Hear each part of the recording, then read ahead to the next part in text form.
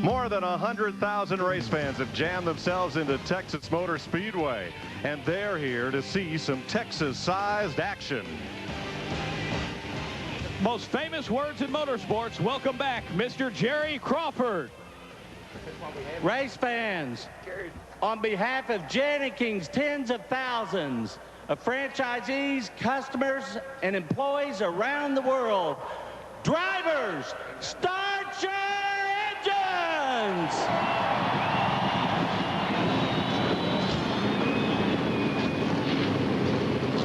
The engines had fired at one of the car-bustingest racetracks in all of NASCAR. These fans are here to see the action. They're going to get it.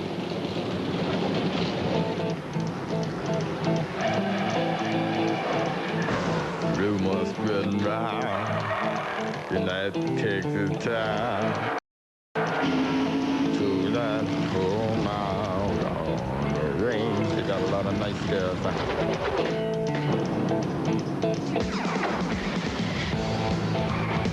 I'm racing.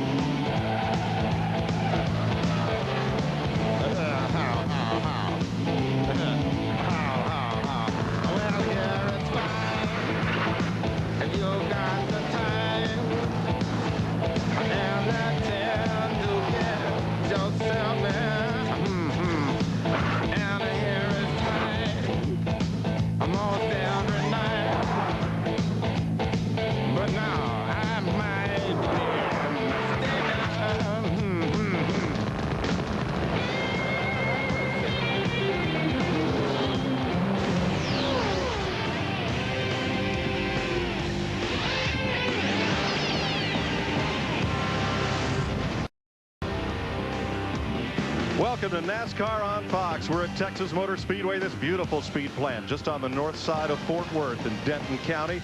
Big crowd in the house. Bradshaw's in the house with Brute, and everybody's here. Oh, yeah, we got a whole gang. It's the NASCAR Busch Series on Fox, presented by Pizza Hut. Today's race, the Jani King 300. They'll go 300 miles here on one of the car-bitingest tracks in all of NASCAR. Let's get down to the starting grid at Speedway Illustrated's Dick Berggren.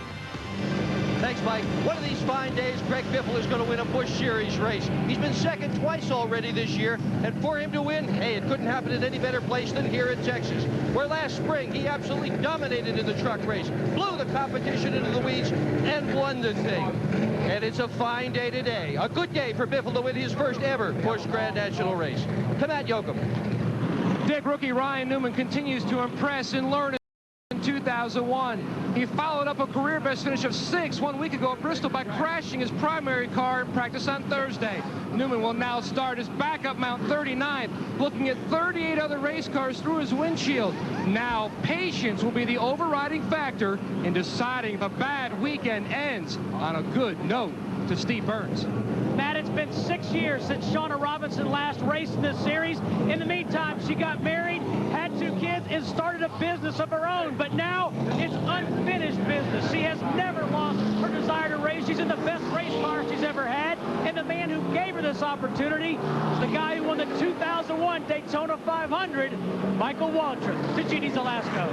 Well, Steve, after last week's victory in Bristol, the 17 crew is pumped. They say they're in both of winning, and they feel like they could do it again. Matt Kempton helped the cause when he won the pole for today's race. Now Matt says, hey, I just need a little luck. Luck that came everybody's way when Martin retired from his Busch ride. Martin has won 3 of the last 4 races. And guess who was last year's runner-up? Matt Kempton. He says this time around he will be in victory lane, Mike. Thanks, Jeannie. Kempton trying to improve his position by 1 as we look at the point standings. Kevin Harvick the leader.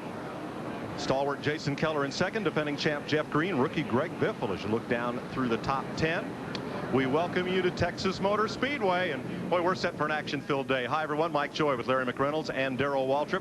Darrell, 17 drivers in this field are starting their very first Texas Busch race. Well, that's bad news. It's bad news for everybody, including the flagman. He's going to be mighty busy today. And I tell you, it wouldn't surprise me if we don't even make the first turn, because we've done that a number of times here.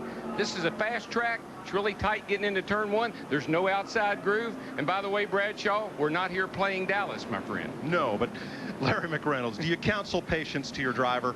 No, you can't say it enough. They've been saying it for about the last 30 minutes to him. You've got to use patience. We're not at Bristol. Bristol was last week. You don't get by with beating on somebody's rear bumper here running 180-something miles an hour. As Darrell said, we got one groove at the bottom. These guys have got to be patient. Let that second groove come in, and let's get some of this 200 laps down before we go at it real hard. I don't know. Telling patience to some of these young hot rods, this could be a tall order today. Let's look at the Pizza Hut starting grid for today's race with Matt Kenseth on pole and Series champ Jeff Green right alongside their 38th last week. Got some talent in that second row. Joe Nemechek and Bobby Hamilton, couple of veterans. As you have a look back through, Mike Skinner has replaced Mike Dillon this week. Dillon recuperating, and there's Randy LaJoie, former series champ. Harvick, the point leader. David Green, another former champion. They're in row 4. Tony Raines and Mark Green. That's 3 Green brothers in the top 10 here. As we have a look back through the rest of this field, a lot of veteran drivers, but a lot of that inexperience. Yeah, one thing I'm noticing, though, is some of these Busch guys, owners are going over and picking up Winston Cup drivers. You got Jimmy Spencer in there, and today we got Skinner in there, and I think that tracks like this, they would like to have the more experienced Winston Cup driver in their car if they could. Now 3 drivers will drop to the tail end of the field. Ryan Newman went to a backup car, and he'll be dropping to the back also. Jamie McMurray, number 27, and 55, Mark Green, will have to start tail end. And Ryan Newman actually wrecked his car on his qualifying attempt. That's the reason he's starting so far back. So really, he's not only going to lose a couple of positions by going to the rear of the field. But I don't think he started that far back in any race he's been in this year. No, it's the deepest he's ever started in the Busch Series. So we keep an eye on him because that might be exciting to watch.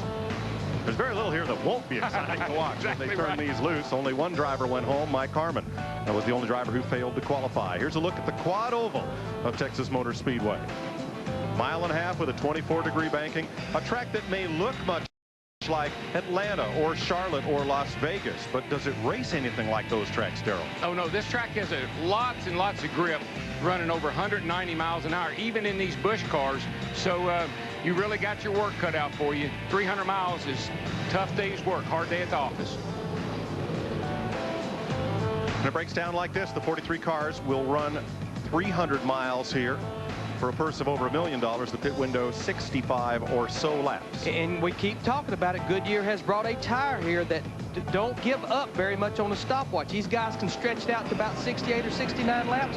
We could see cars trying to do this race on 2 pit stops. Having a look at some of our onboard cameras here as the field gets set up for a start. And we get set to go racing here in Texas. 500 miles tomorrow. You'll also see on Fox the NASCAR Winston Cup cars are set to go. I think it'd be interesting to see how Shauna Robertson does in that 99 car. Michael's been running pretty good, and it'd be interesting to see how she can do today. One of her first starts in the Busch Series. Been a long time since she competed on a regular basis. Ran the ARCA Series last year. And she did not get to come here and test. She come here about a week ago and run one of the school cars because she had never seen Texas Motor Speedway before last week. Hopes to run Winston Cup full-time in the year 2002. First woman to sit on the pole in the NASCAR Busch Series. She did that at Atlanta Motor Speedway. Bobby Hamilton Jr. looking ahead at Jeff Green, the series champ, just ahead. Larry Foyt alongside the brightly colored car of Jeff Burton, and now you ride with the pole sitter Matt Kenseth. Coming down for the green, and we're racing in Texas. Well, Darrell, are we going to make turn 1? Ease them down in there, boys. Ease them down in there now. Give everybody a little give and take here.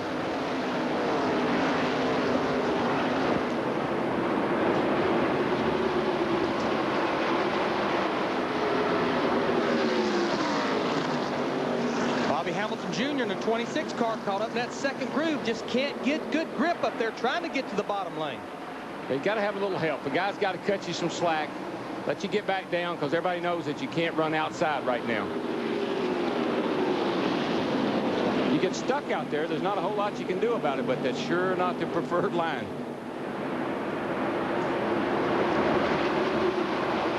Mike Skinner in the 21 car started 5th, moving to that 3rd position, trying to bring teammate Kevin Harvick in the 2 car with him.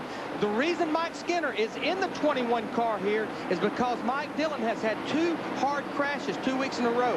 At Bristol last week, at a tire test at Nashville, Richard Childress said, you know, with a weekend off, we'll try to put somebody in the race car at Dallas, and we put Mike Skinner in it.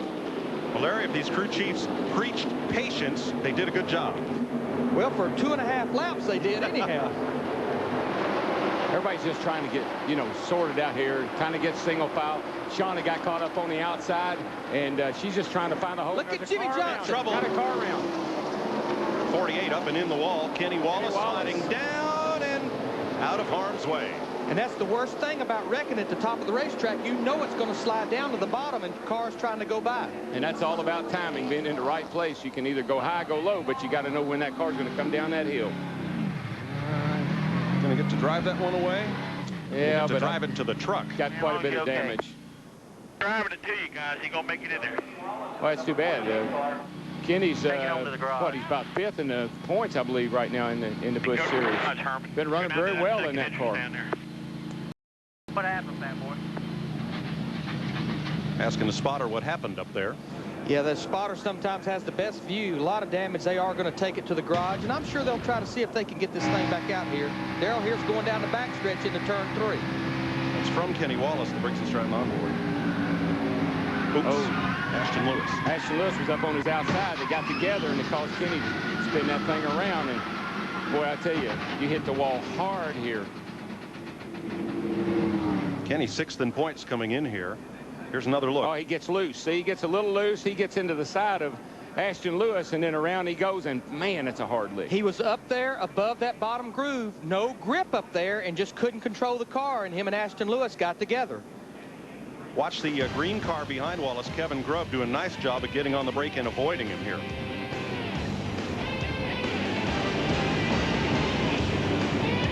We'll be right back to Texas. Welcome back to NASCAR Busch Series Racing, presented by Pizza Hut from Texas. One more look at the Kenny Wallace crash that's brought out our first caution. Oh, this is classic. This is the classic. Took the air off my spoiler. Here the guys are right here. Watch Kenny's car. Back comes around. He corrects. Front goes up. Hits Ashton Lewis. Some contact back behind these guys. Got a little damage on Jason Keller's car. Yeah, Jason big hit. Jason got the back of David Starr, and they've taped him up. Berggren. Kenny Wallace's car is absolutely torn up at the back end. The whole trunk has been caved into the left rear wheel, and they're trying to figure out whether they can actually run this thing or not with Kenny Wallace now. Kenny, what happened out there? Well, it was my fault. We were trying to get by the 46 car there, and I run it down on inside the corner, and like I said, it was my fault. I got loose on the inside and tried to save it, and you know, just a mistake on my part. 2 top 5s in a row, and now he's in the garage. To Jenny Zelasco. Yeah, what's that? Well, Dick, Jason Keller, number 57, it was a 2 baseball bat kind of stop. There is some right front damage there, as well as the hood very much pushed in, the grill a mess. They were worried about the radiator, but after his quick stop here, they said he was okay and they should be fair to go. Todd Bodine also pitted under caution. He had gained 7 spots from the drop of the green flag, but gives those up to make that pit stop along with Jason Keller. Well, they'll restart this race to begin lap number 8. Single file restart. No cars are a lap down. Make a note of that pit stop Todd Bodine made. That could pay off big for him if they go green long enough. Mike Skinner in the 21 car got a jump on Jeff Green, and the 10 car took over that 2nd position going into turn 1. Going down on that leader right now, Matt Kenseth in the 17 car. For more on Jeff Green, Matt Yoakum. Scary moment for the 2nd place car of Jeff Green, Mike. He came on the radio with 1 to go and said, it feels like something's wrong with my car, maybe a flat right rear tire. I'm hoping that's not what it is, but now he just came back on us and I think we are okay as we have a lead change. Skinner to the front. Mike Skinner up front. What Jeff Green felt there, they had run about 2 green laps, and a lot of times when you've heated the tires up and they got heat in them, when you slow down under caution, it'll pick up pieces of rubber and make you feel like you've got a flat tire to get them cleaned off. Yeah, and all that diving and darting around that they had to do to miss that wreck probably picked up a lot of debris, and that gave him a false feeling. So Matt Kenseth drops to 2nd place, Steve Burns. Matt Kenseth has led more laps than any other driver of Busch Series competition at this racetrack, Mike. But yesterday in their final practice, they suddenly lost oil pressure. They had to come in, change a motor, and right now, Kenseth is reporting that the car is extremely loose in that number 17. The number 60 of Greg Biffle just passing the 11 of Marty Houston. Biffle on the move quick, up to 11. And we got to always remember that Biffle has so much going for him. He's got Mark Martin's car from last year. He's got Mark Martin. He's got Jeff Burton. He's got Jack Roush. He has got a lot of people that are helping him with this race car. And he's got to be just a few. He's got to be close to victory lane. Dick Berggren. And one of the other things that he's got going for him right now, Darrell, is that they are in conversation with number 9, Jeff Burton, about how his car is running. They are teammates. Burton's car is tight. He has predicted that the racetrack is going to tighten up a little bit. Meanwhile, Biffle is just a little bit loose. That's about right, given what's happening to his teammate. There's Burton trying to make a run on it. Elton Sawyer, number 98. They need to give that car a good wash job of that game. Because something don't look right about that paint job. Which color? That's what I'm trying to tell you. I don't know if it's supposed to be all orange or all green or what it's supposed to be, but it is distinctive. It sure does get your attention. But this car right here, it is used to going to victory lane. This is the car that Jeff Burton won Las Vegas and the May Charlotte race last year, so it's been to victory lane a couple of times. And here's Jason Keller, who came in here second in points, damaged in that lap 3 crash. Jeannie? Yeah, Mike, they thought the car was going to be fine. They thought the radiator was okay, but then he goes out, takes a couple of laps, and the water temperature is going up, so they're going to do what they can to cool it down. And, of course, a whole bunch of tape for that grill that is seriously damaged as well. Well, behind the grill opening, there is an aluminum box that goes to the radiator. It directs all the air through the grill opening into the radiator. And what's happened on this crash, I'm sure some of that box has come apart, and the air is not all going through the radiator, and it makes it hard to cool. Yeah, plus I think the sheet metal, the hood, and everything else is just kind of closed up the grill opening as well. So he's not getting much air there at all. And here's a cat that don't need any air. Whoa, big trouble. Back straightaway, 55, hard in the wall. Mark Green really bent it up, spins off the wall, and may make it back to pit road. Of course, caution's out. Lap 14, second caution of the day. I think it just goes to show how hard these things. I mean, that car's got a lot of damage. That'll have to go into the garage. He qualified 10th, his best start of the season. His roof flap up right there. When you hit the wall here, you normally hit it hard. Now, DW Motorsports on the back of that, that's not Darrell. That's Davis and Waite. No. Are the owners of that team. No, I'd be hollering a whole lot louder if it was mine. Around he goes. Flaps open. There's another angle. Ooh, this could be trouble. Oh, I think it's trouble. Todd Bodine in the 00 car. Looks like he gets in the back of him, comes around, hits that outside wall hard. And when you accelerate off that corner right there, the car gets really, it's pushing itself loose, and then a little tap like that right there, there's no saving it.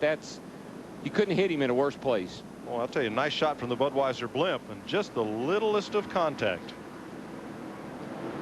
Those aerials tell so much. Yeah, it certainly erases that. Well, did he really hit him? No, did he really get into him? He really hit him. From the big eye in the sky. I want to take that to the track tomorrow, because I have a feeling that's about the one vehicle that's not going to encounter traffic on the way here from the hotel. But it will be with us all weekend long. And we'll be right back with more Busch Series racing here on Fox. NASCAR Busch Series racing presented by Pizza Hut is brought to you by the new Twisted Crust Pizza from Pizza Hut. Breadsticks and pizza together at last. By Sears, the good life at a great price, guaranteed. By Autotrader.com, the biggest, best used car site on the planet. And by Smooth Busch Beer and Easy Drinking Busch Light. Busch, the proud sponsor of the NASCAR Busch Series.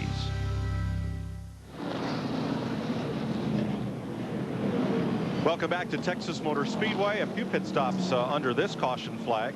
Kelly Denton, Ryan Newman coming in.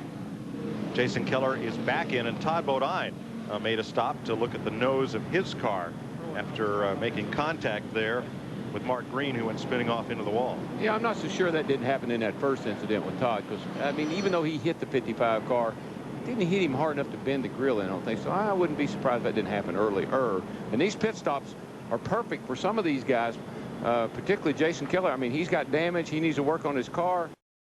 He's not going to lose a lap. He's going to be able to come in and get some service done, and that may pay off. See him opening up the grill there, trying to get the air go back in that bad boy. Bobby Gerhart also made a pit stop. Let's go down high above the south end of pit road to Chris Myers and Jeff Hammond. All right, on the Hollywood Hotel Open, as we're watching the race with you, you're going to look at us from behind where we are, keeping an eye on the action. Jeff Green, who was the points leader, then slipped to third after last week, Jeff Hammond. He said coming to this track in the past, it was a one-groove racetrack, right? Smooth, fast. He said, but this time it's going to be a different beast. Why so? I think a lot of people are thinking right now that the tire really is going to have a big effect on what's going on today. So far this year, the Goodyear tires allowed the guys to go side by side a lot more than they ever have in years past. So therefore, I think that we're really looking for that type of a situation to come, and as the day went on, the second groove would really come in, and you'll probably see that before the day's done. But early on, as you've already seen, it's still one groove. You got to be careful. Jeff Green with the same car that he won in Rockingham in the fall last year with, and the same car he took to Las Vegas and Atlanta, currently running third early in this race. Let's get on to Dick Berggren, who's with another Green, Mark Green. Dick? And as they get ready to come down for Green, quickly, Mark, what happened out there? Well, you know, Dick, we had to follow the back because we had a backup car today, and just back there running for 38th, you know, trying to just ease our way through some of the slower cars, and we got by Todd there. He got up high and got loose or something, got by him, and next thing I know, he's jacking me up on the back straightaway. You know, I'm kind of waving him off. So, you know, we got some slow guys here. Let's get through them, then we'll go. And coming off, too, about a lap later, he just turned me sideways. You know, I hate it for Davison Waite Motorsports. You know, we had a good car. I crashed it in qualifying. Then we got our backup car out, and it wasn't too bad, you know, just trying to get from the back up towards the middle. And, you know, you can't do with a wrecked race car. And, you know, Todd, I don't know what the deal is, whether he thinks he's still doesn't like Busch anymore or not, but I hope they come to Nashville. Okay. Car's coming down now, getting ready for a start. Mark Green is okay. Well, that'll be his hometown when they come to Nashville. You saw the blue paint on the back of Mark Green's white car. That was Todd Bodine's paint. Now, we do have one car on the inside of Mike Skinner, the leader. We've got Jason Keller in the 57 car, who is one lap down, trying to get that lap back. Hopefully, they've got that thing cooled down where he can run the rest of this race. All right, for those of you with surround sound, let's allow you to adjust that volume upwards and crank it up for this restart.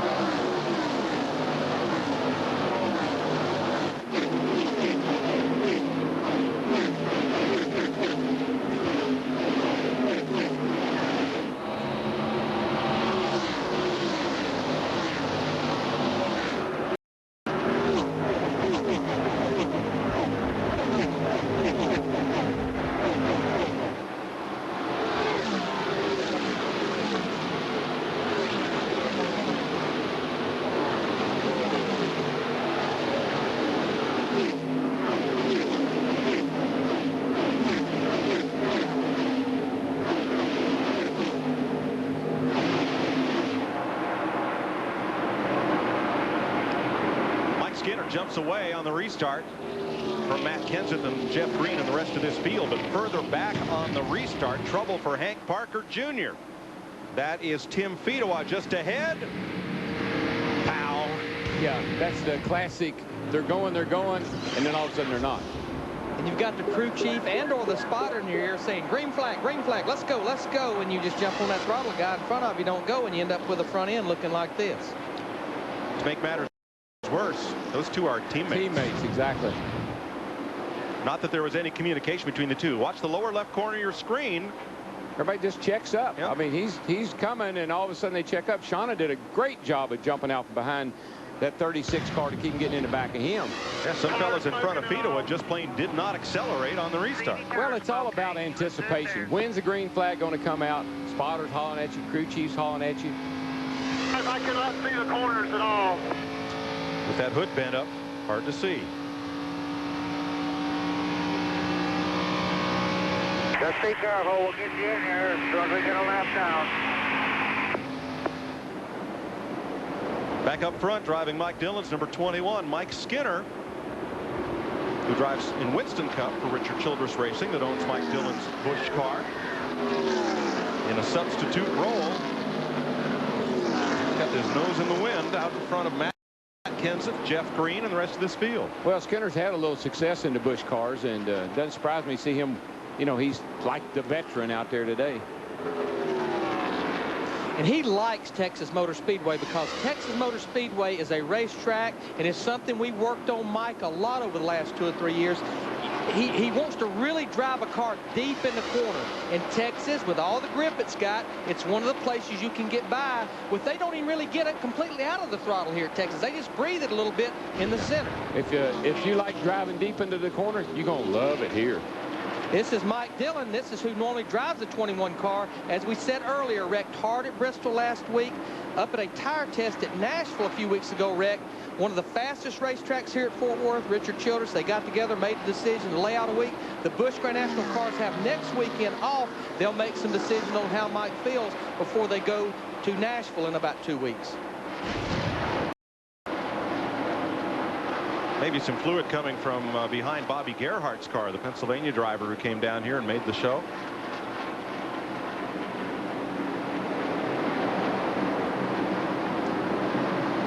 For more on overheating, which has plagued some teams today, here's Matt. Mike, in the 3 days the Busch Series cars have been on the racetrack here in Texas, today is definitely the hottest. During that caution, a number of drivers reporting into their crew chiefs their cars were running a little warm. Most were told just to report back in before they make their next pit stops, just to see how much tape to pull off that grill to get enough air in to cool that engine down. Riding with the Matt Kenseth, there's Mike Skinner just ahead. Skinner in his 29th Busch Series start. This is only the 5th race he has led. Well, tape's all about a compromise. We talked about earlier. You take that grill up, the car will go fast, but the engine will run hot. So you got to find an area there where you got just the right amount on there for speed and for endurance. Well, and the thing about tape on the front end, it's two things about it. You know, it'll help the drag of the car go down the straightaways that's so long and fast here. Also, it helps plant the nose of the race car. So there's such a compromise in putting enough tape on there to help the car, but not put so much that you overheat it. Yeah, that's not very much opening for a grill opening on a super speedway like this. These cars, they want them to run about 220, 230 degrees in the draft, about 210 degrees by themselves. 14th place battle, Mike McLaughlin and Jeff Burton. And you'll notice from car to car, we talked about grill openings, from car to car, they will vary. And makes of cars will vary. Some cars will take more air into the grill opening than others will. Now here's Bobby Hamilton Jr., the Dr. Pepper cam, trying to fend off Greg Biffle. Biffle went past Randy LaJoie 2 laps ago. And now Hunt's 7th place. There he goes. Inside, clear after that 6 car. Bobby Hamilton Jr., that was give and take here on lap 30 of this race. He knew there was no sense in pushing the envelope going into turn 3. He backed off, let Greg Biffle in the 60 car have the position.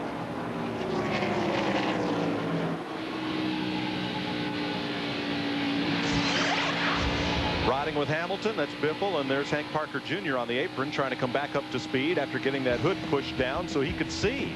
30 of 200 laps are complete here in Texas.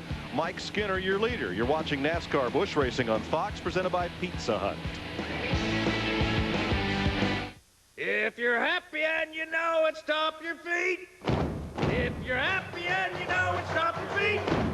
If you're happy and you know it, and you really want to show it. If you're happy and you know it, stomp your feet. If you're happy and you know it, if you're happy and you know it, if you're happy and you know it, really want to show it. If you're happy and you know it, go to sleep. Come on, everybody.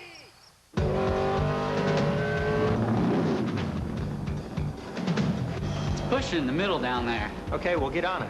John Andretti appreciates the surgical precision of the technicians who keep his car running on the track and on the street. And he knows that the pros who work on family cars demand quality auto parts from CarQuest. How is everything, John? The car's great, but my back hurts. So now what, I'm your doctor? CarQuest Auto Parts, the professional choice. I can see down your shirt. Columbia Pictures presents Extreme Hunting.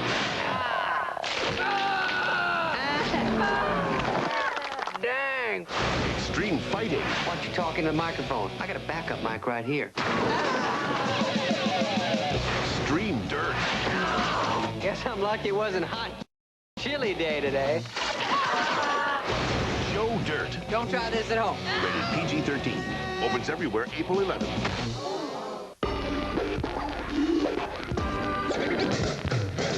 Get inside the non-stop action on race weekend. Get inside the news and highlights.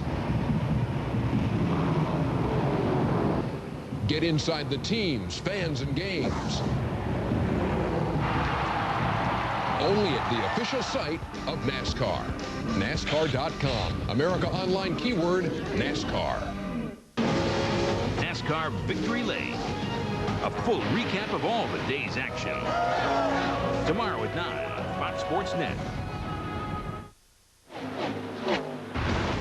Our big NASCAR on Fox weekend has just begun. Later today, you'll see Winston Cup final practice on FX, 4 p.m. Eastern Time.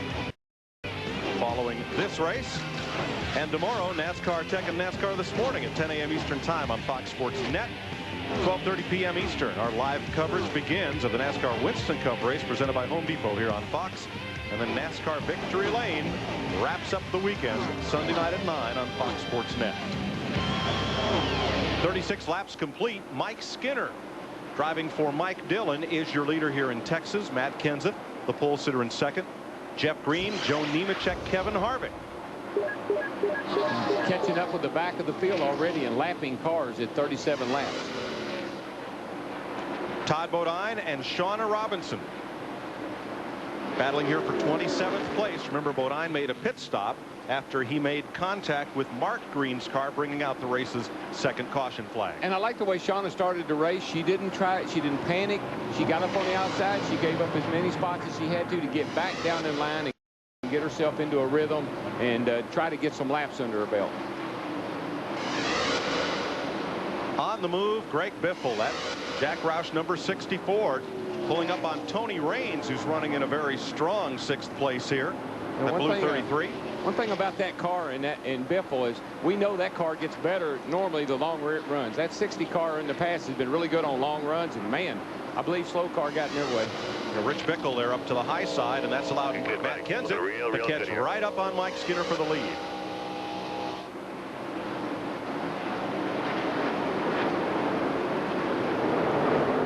Larry, if you're Matt Kenseth, you want to push that point right now? I'm not sure this early in the race. You know, it'd be nice to find out, you know, where maybe Mike is weak right now, but we're only 39, 40 laps. We're catching a lot of lap traffic. We need to be really careful what we do here this early in the race. Of course, 66, Tim Feedaway, he's on pit road. Remember, he got hit in the back on that restart a while ago. I believe if I'm Kenseth, I want to get up there and race Mike. Well, let's see if we can get a battle for the lead developing here, Darrell. Kenseth maintaining just a couple of car lengths back. Yeah, well, Kenseth was so far behind, and then traffic allowed him to catch up. You don't want to let Mike get away this time. Try to stay with him, keep pressure on him. Maybe he'll make a mistake. More traffic ahead. Mike Skinner's last lap was 29.80 on the stopwatch. 40 laps into a run, this tire in his race car has only given up about 4/10, no more than a half a second. Going by the lap car there of Jason Keller in the 57 car. There's 3rd place Jeff Green, number 10. And one of the reasons that Larry and I will talk about that, they're not slowing down very much, is we are accustomed to tires that can slow down as much as a second after you run on them 30, 40 laps. So just 3 or 4/10 is really impressive. Boy, Joe Nemechek, the 87 car, he's looked like he's wanting that 3rd place. Jeff Green rides up high just a little bit there. Matt Yoakum, what's going on with Joe Nemechek? Right now, the concern for that 87 car, Joe Nemechek, Larry, is it's a little bit snug. They are going to make an air pressure adjustment, add 1 pound to the right rear on their next pit stop. I spoke with crew chief Brian Patty this morning. He said, right now, we feel better about our race car than we did Saturday morning in Atlanta. And remember, they won that race. This is the same race car. And Brian said, here in Texas, the fastest way, like you guys have mentioned, is on the bottom. That's where they were so dominant in Atlanta. And people have to catch up to them and try to run down low when everybody in Atlanta was running up high. Now 43 laps are complete, Darrell. At what point do you begin to start trusting that outside groove? Well, nobody has ventured up there. I mean, we just have not seen enough. The cars are so strung out that you don't have to do that right now. So maybe if we had a restart and got people forced up there, they might try. but not until they have to. And Daryl, being a little snug at Texas, it's not bad. What that means, he's not pushing. It's not like the car's not turning. It's just got a little tug on that steering wheel, but you want to be so careful not make an adjustment that will get that car loose. As long as you can turn it on the steering wheel, turn as hard as you want. Watch him pull that thing to the left. He just gave a clear out. That's a way to the guy, say, thank you for giving me a break, let me in. Now watch him. Gets that hand up there, gets that right hand over the top. Trouble, turn 4, 2 cars in the wall. Shauna Robinson's one of them. And caution will come out here. This happened right in front of the leader, Mike Skinner. I think that's Shane Hall up against the wall in turn 4, and it is. A lot of damage to that car. So caution, third one of the day at lap 46. There's the damage on the right side to Shauna's machine. And the nose stove in. Yeah, it appears that got hit in the side real hard over here too. So Shane Hall, I think, got into, looks like he must have T-boned her right in the side, or possibly, until we take a look at it, it's hard to say. Both these cars are really damaged bad. Shauna has the helmet off and is ready to climb out. Let's have a look at what happened. Ooh. Oh, she gets down under the 63 car, and oh boy, man, that car, Shauna's car, took a hard lick. She was definitely right there on his quarter panel, but it's probably one of the blindest spots that a driver can have is right there on that left rear. That's when you draw up as the driver and say, oh, please don't do this. Hard lick, really hard. The rear wheels come all the way up off the ground. That shows you how fast these cars are going and how hard they hit. And Robinson's car is being pushed back to the garage area. They'll have to tow Shane Hall's car back from turn 4. And she was driving like a conservative race. And of course the door opens and you got to go through it. You can't wait. Women drivers in the NASCAR Busch Series, Patty Moise, who also had a pole, that coming at Road Atlanta. Shauna had a pole at Atlanta Motor Speedway. Diane Teal, Lisa Jackson, Debbie Lunsford, Kat Teasdale, the road racer. And Shauna's scheduled to drive Michael's car, the 99 car, 2 more races right now at Nashville in 2 weeks and also at Talladega. So 3 cautions in the first 50 laps of this race. I wonder if Michael was spotting for her. Well, this one may be an example of a little lack of give and take, as there's Shane Hall with a little help from the safety crew walking across the banking for the mandatory ride to the care center. Everybody's on pit road. 4 tires. Matt Yoakum, they coming to you.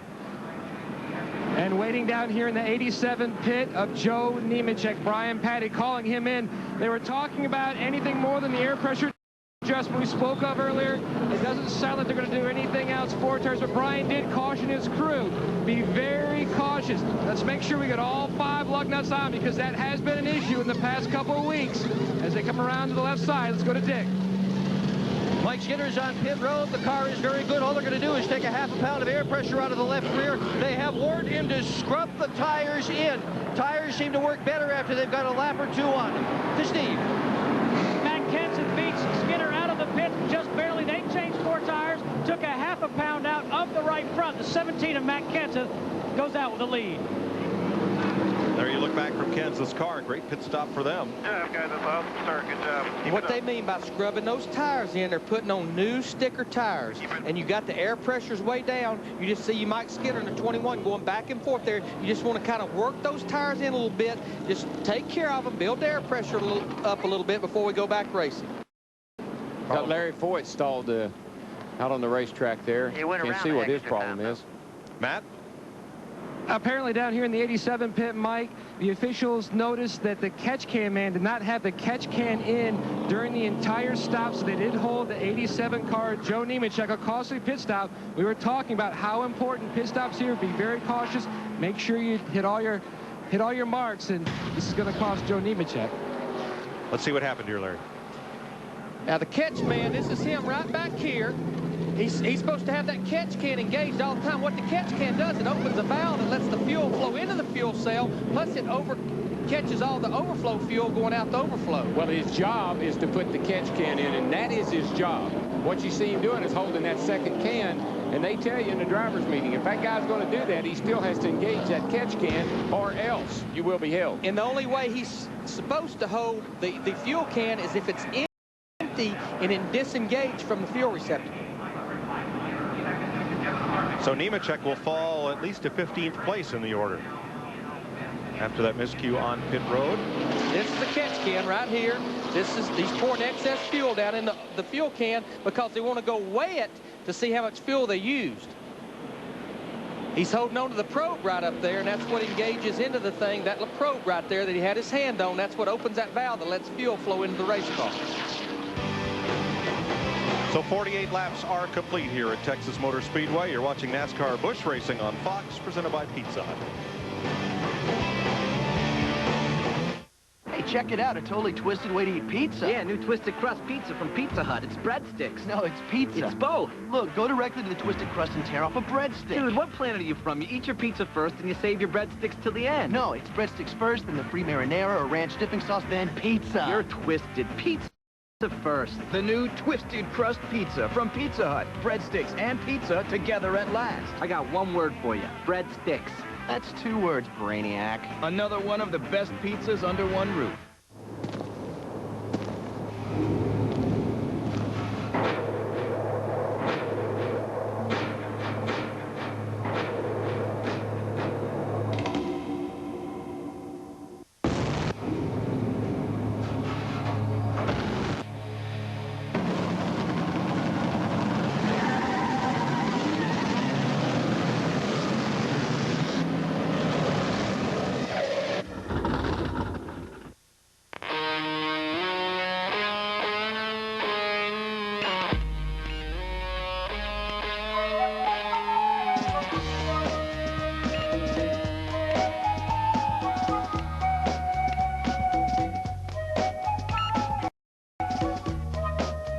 Select and digitally record up to 35 hours of programming.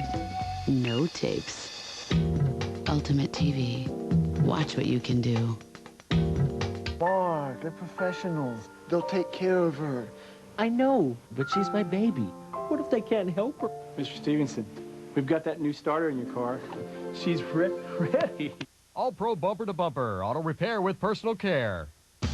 NASCAR Busch Series Racing, presented by Pizza Hut, is brought to you by the new Twisted Crust Pizza from Pizza Hut. Breadsticks and pizza together at last.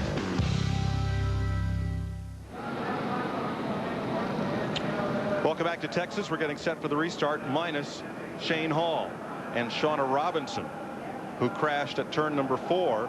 Let's take you through there as Mike Kalanoff, the spotter, calls Matt Kenseth through the accident scene.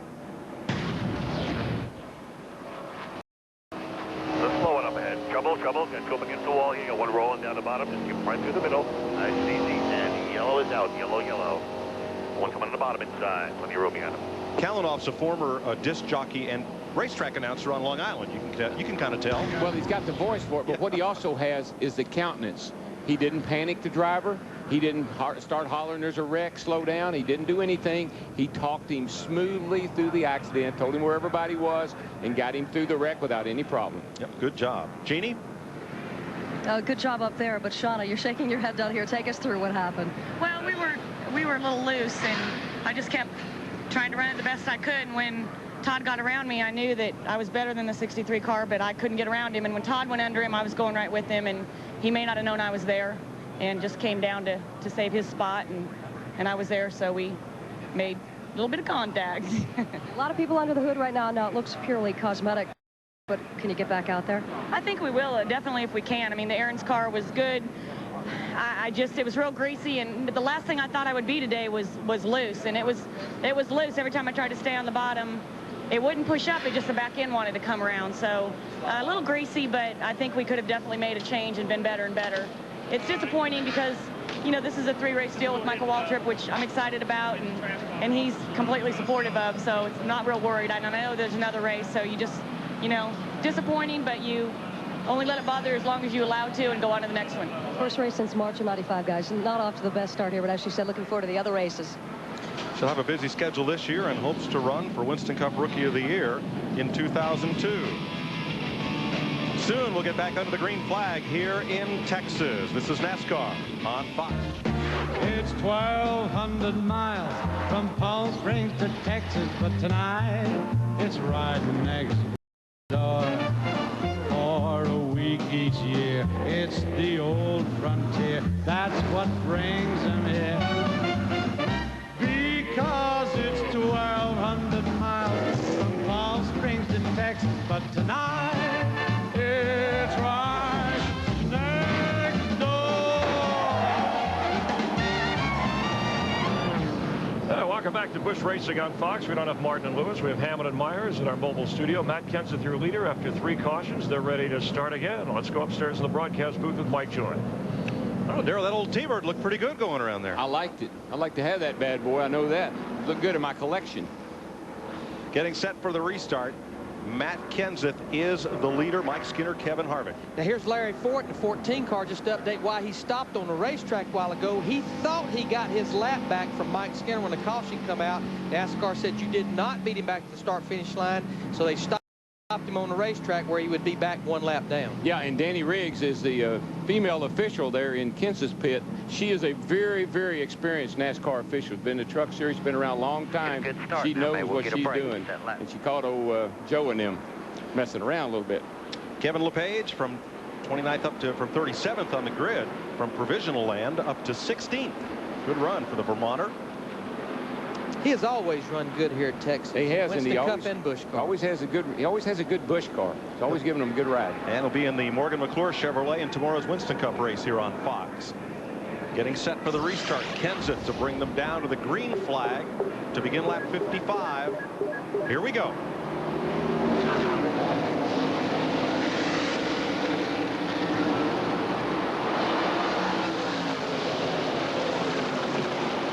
Going to get a chance to work on that second groove just a little bit here. A few cars are. And if he can ever get a few of them out there and get the dirt blown off, the sand blown off, might be able to get up there and run. Mike Skinner won't that lead back in that 21 car. He's going to bring teammate Kevin Harvick in the 2 car with him. Kicks Kenseth all the way back to 3rd. Jeff Green in the 10 car. He's wanting that 3rd place. Kenseth gave up the spot just so he could get back down in line. There was a little gap there, and he wanted to get back down on the inside before they got into the corner.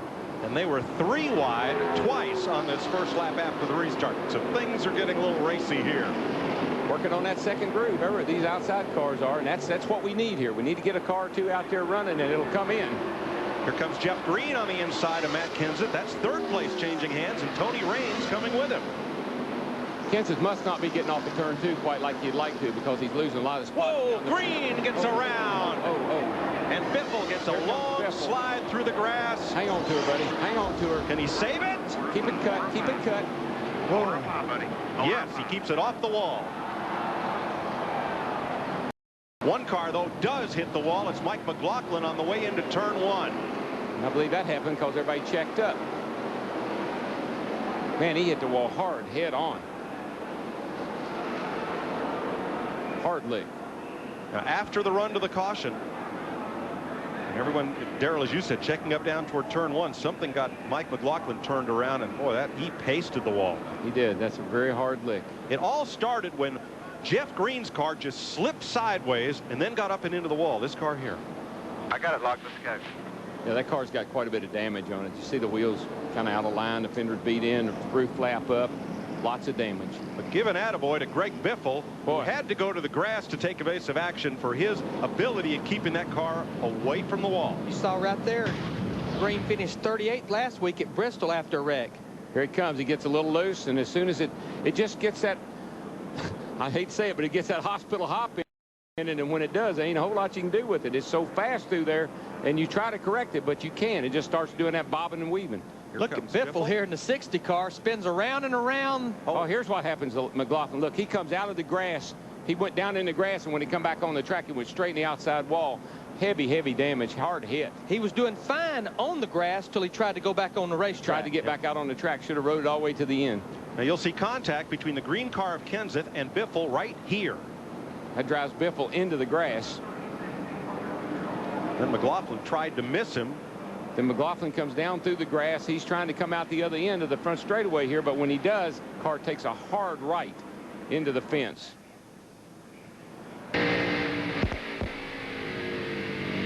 That's Green. There goes Biffle down through there. Here he comes. Here he comes. He's going to come out of the grass right down here in front of these guys. Left side. Here he comes, right here. Ow!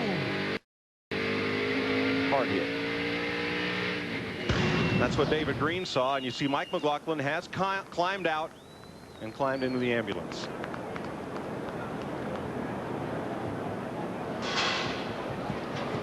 There is your defending series champion. Jeff Green's car, like his teammate Jason Keller, having a tough day.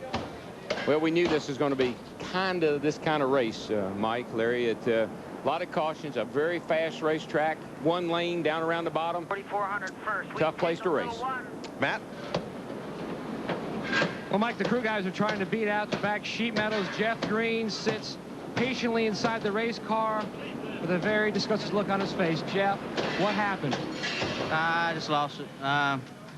Don't do that very often. Good man. And I don't know, just trying too hard, I guess, on cold tires, you know, low pressure, and it just got out from under me. I thought I had it saved, but then I just run out of racetrack, so I hate it for my guys. And last week one was bad, but this is bad too. And it's losing points back here. We had a pretty good car, you know, but you can't win them with it all bent up. It's just my fault.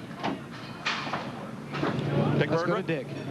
Greg Biffle is in the pits right now. He was involved in that altercation, went flying through the infield, and he has told Ryan Young, who changes the front tires, go ahead, bend the front fender out a little bit, but don't bend it out very much. We don't want to hurt this thing. The car is just in tick 3. The good part of this story is that they were overheating early in the day. Right now, temperature's down to 220.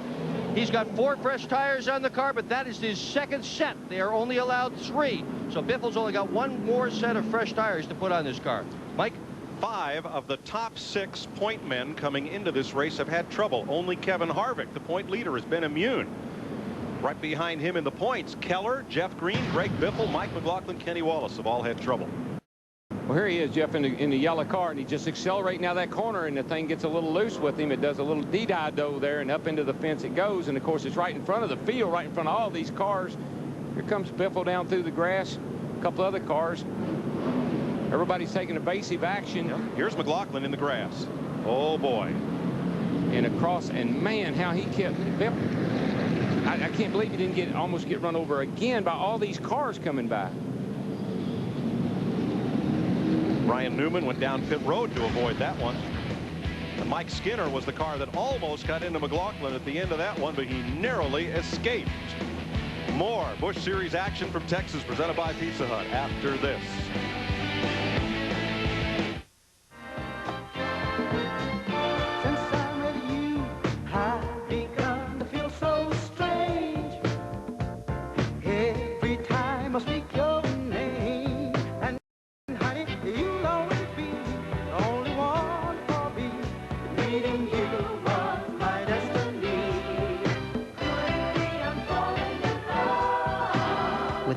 From just $1 a day, falling in love with a Yamaha V-Star has never been easier. Over the past 10 years, we've sold over 23 tons of Metrex drink mix, developed by a physician and powered by metamycin protein, engineered and scientifically proven to deliver results. Athletes from every corner of the world have discovered Metrex as the nutritional edge they need to be the best. Just imagine what it can do for you. Metrex, for the best shape of your life. Right now, save 20% on all Metrex sports products, only at GNC. Do you ever feel nervous about foot odor and wetness?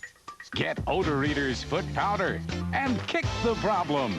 Now put Odor Readers in, get foot odor and wetness out. Odor Reader's powder gives protection on demand. Even kicks out heavy-duty odor and sweat. With Odor Reader's powder, you feel confident down to your toes. Now put Odor Readers in, get foot odor and wetness out. Fox tonight. John Walsh joins forces with cops in a special 2-hour crime-fighting event. Real dangerous chase. Cops in America's Most Wanted at 8/7 Central tonight on Fox. Last Wednesday, over 22 million viewers fell in for the most intense reality series ever. Let's go! Boot Camp, Fox style. Men don't use these anymore! No, sir! Critics say Boot is a hoot. Save the drama for your mama and push. It's a scream.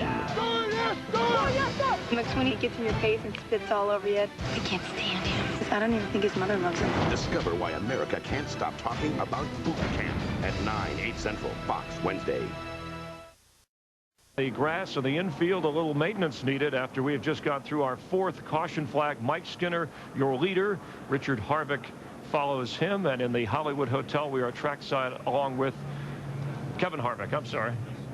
Richard Childress running the operation for Kevin Harvick. I'm with Jeff Hammond, and I'm Chris Myers as we are trackside in the Hollywood Hotel. You know, I wanted to mention here that, as Mike Joy pointed out, 17 first-time drivers at the Texas Busch race, but it seems like, Jeff, even when there is an accident, and we just saw Jeff Green's admission, that the drivers do a terrific job of avoiding further disaster. This is terrific skill on the fly. Well, that's what happens whenever you come to a league like Winston Cup and Busch especially. You're not going to get in here unless you do have some talent. And a lot of these guys have graduated up through the ranks from trucks, the local tracks around all over the country. And there they keep, you know, emphasizing how to avoid an accident. You don't overreact. You don't jam on the brakes. You got to drive through a wreck. And these guys do a really good job of doing that.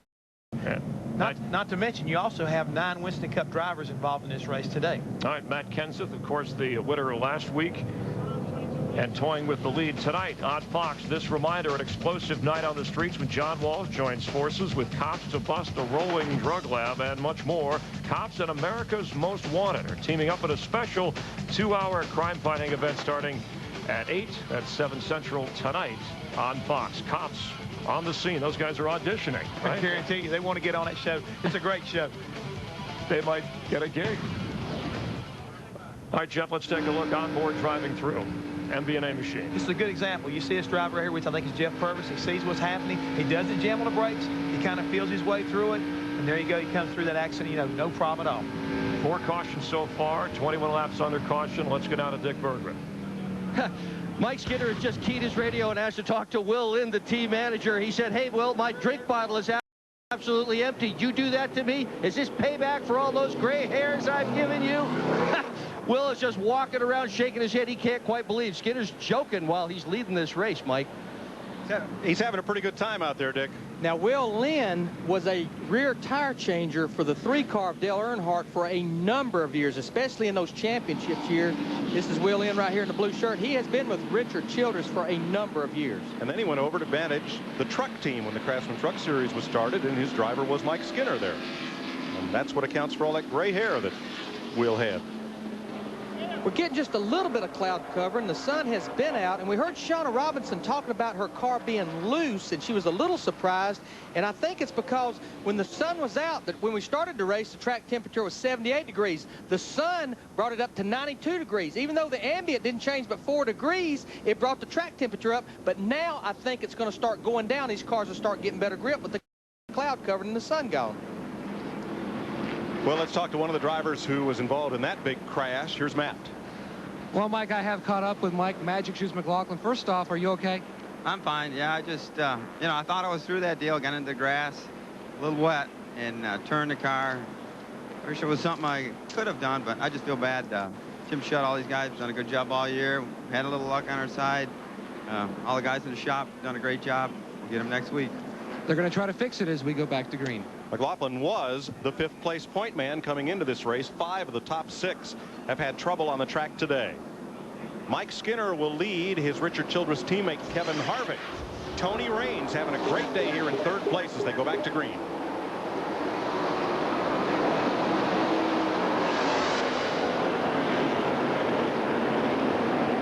Kevin Harvick in that 2 car has not led a lap today. The points leader, he's the only one out of the top 6 that has not had a problem. He'd like those 5 bonus points right here for leading a lap, especially since he's the points leader. You know what? I bet he gets to lead a lap here before. You don't reckon old RC, old Richard Childress is in that ear, and Mike Skinner saying, how about let my boy Kevin lead a lap here? Get him 5 points. Dick Berggren. And that has surely been discussed on the radio under that yellow flag situation. Harvick has asked Skinner to let him lead a lap, and Skinner just basically keeps coming back on the radio saying, you sure he's going to give it back to me? You sure he's going to give it back? Skinner doesn't want to lose that lead. He's having fun. To Steve Burns. Trouble on Marty Houston there. Excuse me, Steve. He got way up in the dusty stuff in turn 2, but he hung on to it. Boy, as you can see on that restart there on the outside of the racetrack, it is really dirty up out of the groove. There is no hope once you get up there. Here's another look, Darrell. Yeah, he's just got the thing almost, man. He's got his side. We got her turned around there. Oh, baby, come back for me. And it finally caught it, and on he goes. But not after losing a couple of years on his gray hairs there. All right, back to Steve Burns. Well, Matt Kenseth's problem is he's having a hard time turning it once he gets through the center of the corner. He started out loose. Now he's starting to have a push, and that's why he's dropped back a little bit. He also made contact with the 60 car, trying to avoid that last incident on the racetrack. I don't think you're really not in this race if you haven't hit somebody. I mean, that's the thing about it. Every car out there has got wheel marks and they're beat up on and grills knocked out of them. Looks like last week. These guys need to realize we're not still at Bristol. Mike Skinner moves to the inside of the backstretch right here. Lets Kevin Harvick. I could see him slow that race car down, but he wanted to get back in behind Harvick where he didn't lose a second position. So Harvick will take the lead, and as they cross the stripe, he'll pick up 5 points for leading a lap to pad his point lead. As we pointed out, the next 5 drivers in the standings have all had some sort of trouble today. And David Green just went past Matt Kenseth there. Green, a former champion of the series. I talked to David Green this morning in the 34 car. He had such a grin on his face. He qualified 8th. He has not qualified or finished better than 15th this year. He said, Larry, I'm so happy with this race car. He said, this is the first high downforce car I've run this year. In other words, it don't have low drag. It's got downforce to help it through the corners. But the biggest reason I found out he was smiling is on Monday, his wife, Diane, gave birth to a new baby boy, Austin. And the racing gods looked after him, DW. The baby was due today, but was born on Monday. Well, and let me tell you, most of these drivers that I know of, me included, you have a baby through the week, you win the race on that weekend. We thought Mike Skinner in the 21 let Kevin Harvick have the lead. He's done lost 2nd and 3rd place to Tony Raines in the Jay Sauter in the 43 car and has fell back to 4th position. And he's probably telling Richard Childress right now, I told you I shouldn't have let those guys go by me.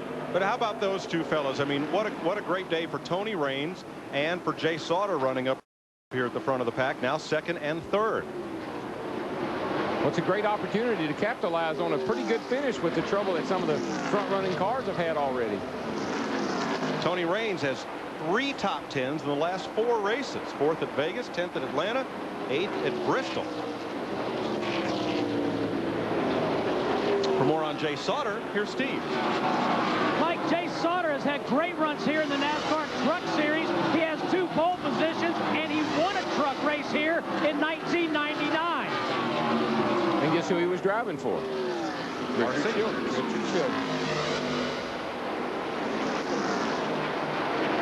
So Mike Skinner has now given up 3 positions, Dick Berggren.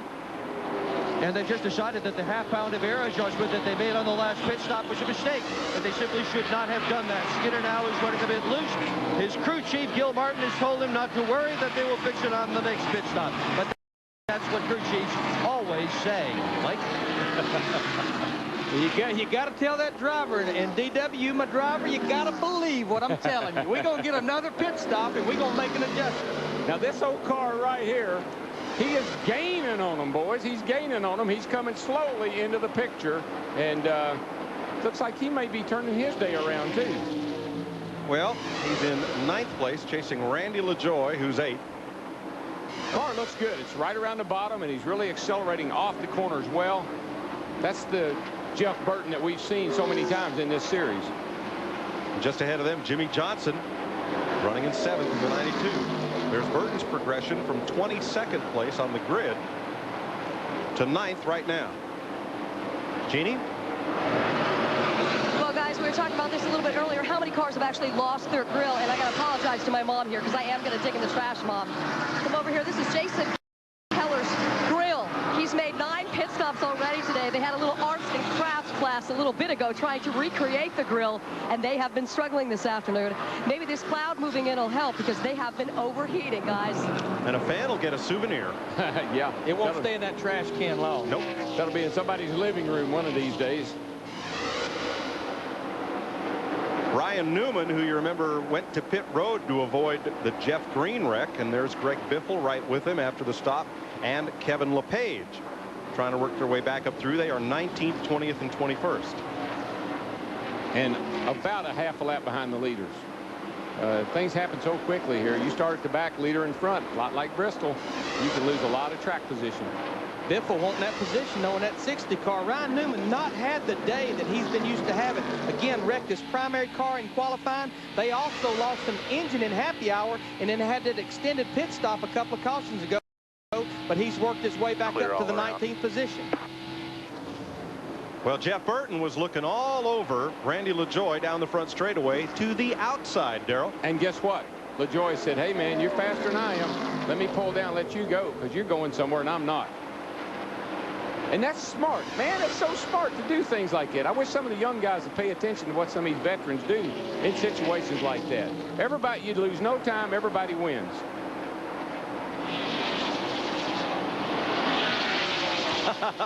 Crank it up. You mean you have surround sound in the stands? I guess 360-degree surround sound here. All right, folks. We'll just kind of lay back here and take a short pit stop ourselves and let you crank it up and feel those 700 horsepower.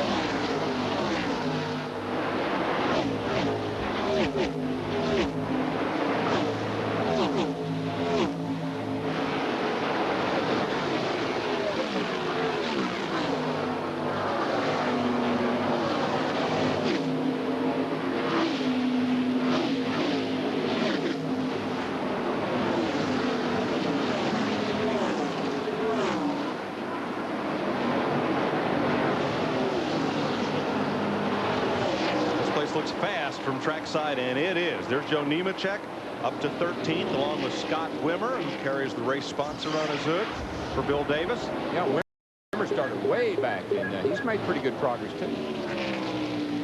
Todd Bodine's going to the garage. Sustained damage earlier as these two try to move up through. I've been coming to Texas for 5 years, and I never had the perspective except from on top of a truck in the garage on top of the pit box. Yesterday, during these guys' happy hour, I come across the front stretch, sitting about the 3rd row of the grandstands. About 10 minutes, I had enough. I had to get out of there. Kevin Harvick is your leader.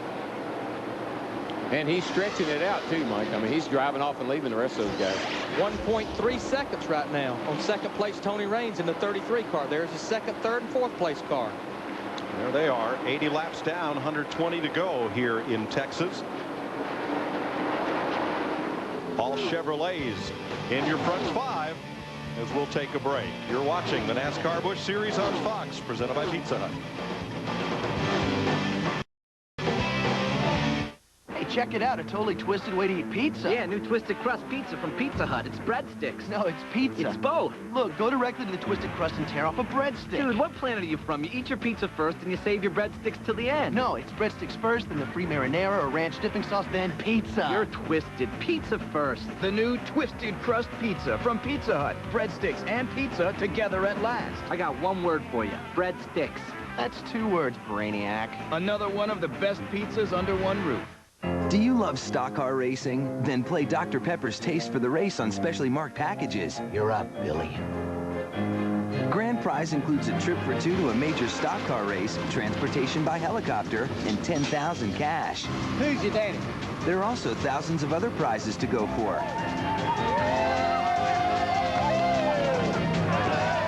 Dr. Pepper's Taste for the Race.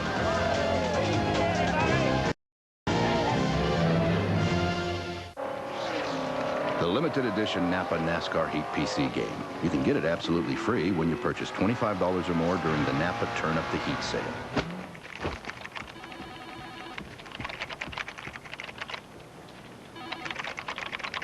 Move fast. It's all over April 30th at participating Napa Auto Parts stores and Napa Auto Care Centers. In addition, save big on Napa Lawn and Garden tractor batteries, Turtle Wax Super Hard Shell Wax, and a lot more at your participating Napa Auto Parts store. NASCAR Busch Series Racing presented by Pizza Hut and brought to you by the new Twisted Crust Pizza from Pizza Hut. Breadsticks and pizza together at last. By Yamaha, makers of fine motorcycles and ATVs. Nobody's more in tune with motorsports than Yamaha. By Napa Auto Parts. Napa, we keep America running.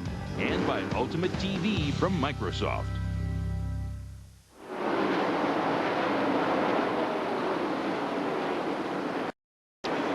Welcome back to Texas, where everything is big, including the screens around this speedway. As you watch Kevin Harvick whistle around here with the lead, it's up to 1.7 seconds over Tony Raines. Tim Sauter made an unscheduled pit stop. He's back on track. His brother Jay Sauter runs in the 3rd spot, and those front 3 have a lot of experience here in the NASCAR Craftsman Truck Series. Harvick ran 3 races here in the trucks, finished 4th, his best. Tony Raines won one of his 2 truck races, and Jay Sauter a winner in one of 4 attempts here. And that's got to be very, very helpful to these guys as far as getting around this racetrack in any kind of condition. They race here at night most of the time, so out here in a hot sunny afternoon like this is a challenge for them. Watching Ashton Lewis from the MBNA cam on board Jeff Purvis. And boy, he beat Jeff Purvis about 5 to 6 car lengths through the center of the corner right there in the middle of 1 and 2. Just all over the rear bumper of him coming down the backstretch into turn 3. Right here in the center of the corner. That's where he was so strong down in 1 and 2. This is a battle for position 10th. Yeah, and turns 1 and 2 got a little different radius than 3 and 4. 3 and 4 is really a fast sweeper out into the D of the front straightaway. Turns 1 and 2, a little tighter getting into 1 and real tight off of turn 2. You have to pedal off there at all, you lose a lot of momentum. Lewis was 15th on the restart at lap 64, so he's gained 4 spots and narrowly missed being a casualty of Kenny Wallace's lap 3 crash. He's just getting off turn 2 really well. And this is a good run for Ashton Lewis, as he's going to take the 10th position away from Jeff Purvis. Has not had but 1 top 20 finish. He finished 19th at Darlington a couple of weeks ago. So good run for Ashton Lewis Jr. in the 46 car. And what we're seeing right now is a lot of guys are saying, hey, you're faster than I am. I'll pull over and let you go, man, and I'll catch you at the end of the day. For more on Ashton Lewis, here's Jani. Well, guys, you were talking about casualty, guys. The car that Ashton Lewis was scheduled to drive here was actually involved in a 3-car wreck at the Atlanta Motor Speedway. Now, he was pretty bummed. He's a big fan of that car, so he had to resort to the car he had at the Las Vegas Motor Speedway, where they posted a career best 5th place qualifying effort. So they're talking here on the radio like maybe that was a good move. Matt? Problem has developed on the 87 car, Joe Nemechek, who is currently running in 12th, Jeannie.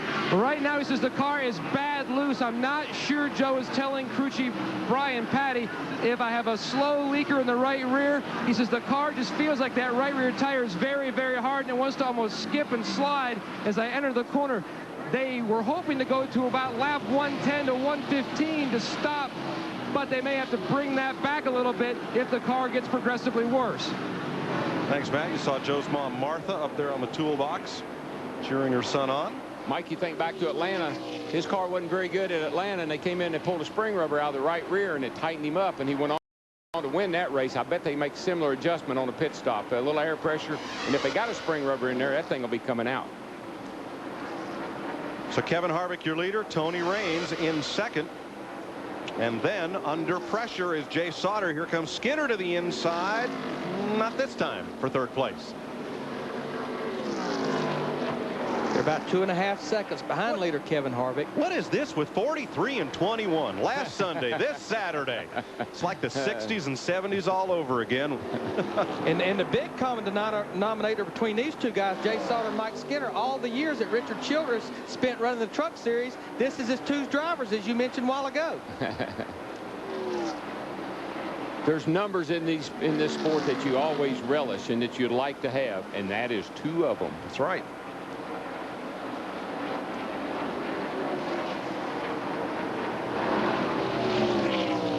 Looks like Sauter's car's a little faster down the straightaway. Mike looked like he's handling real well, getting through the corner and getting back in the throttle maybe a little quicker, but 43 car looks fast down the straightaway. You saw him. He's about a half a lane up right there. Now, he could be doing that, trying to just keep the momentum up, try to get a better run down that straightaway. Down low, maybe the car pushes a little bit too much, so he's trying to keep it up a little bit. Now, down here in 3 and 4, he runs the bottom right here. As you said a while ago, DW, little different radius. Now, he lets it drift high there, maybe a little bit too tight up there on the exit of the corner. Well, air goes around this car like that. And so what he's trying to do is put his left front fender right over here where he can get some air on the front of that car and cause the front of that car to be planted.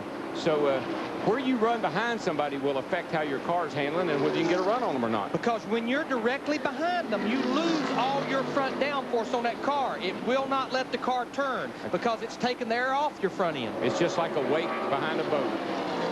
They are trying to gain on Tony Raines for 2nd place. not making much inroads there. Now here's Scott Wimmer for 17th place. Wimmer's really, you know, he's running 17th. He's made a lot of improvements as the day has gone on. And here comes Biffle. Skating a little bit there up in the corner, trying to overhaul Sawyer and Wimmer. Biffle's car wouldn't be damaged, so toe in, something bent in the front end after that long, hard slide down the front straightaway here in the grass. And Skinner trying to get up alongside Jay Sauter. He's going to try it on the outside the hard way. Whoa. Takes the position getting into turn one. Well put. He took it. Yes, he did, and moves up to third. Behind second place Tony Raines, and this man, the Busch Series point leader, Kevin Harvick. Harvick now with a 2.3 second lead here in Texas.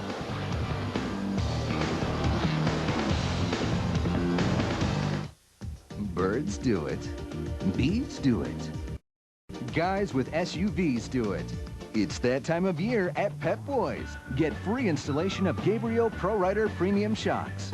Fall in love with your car again at Pep Boys. Zesty! Zesty! Zesty times 2.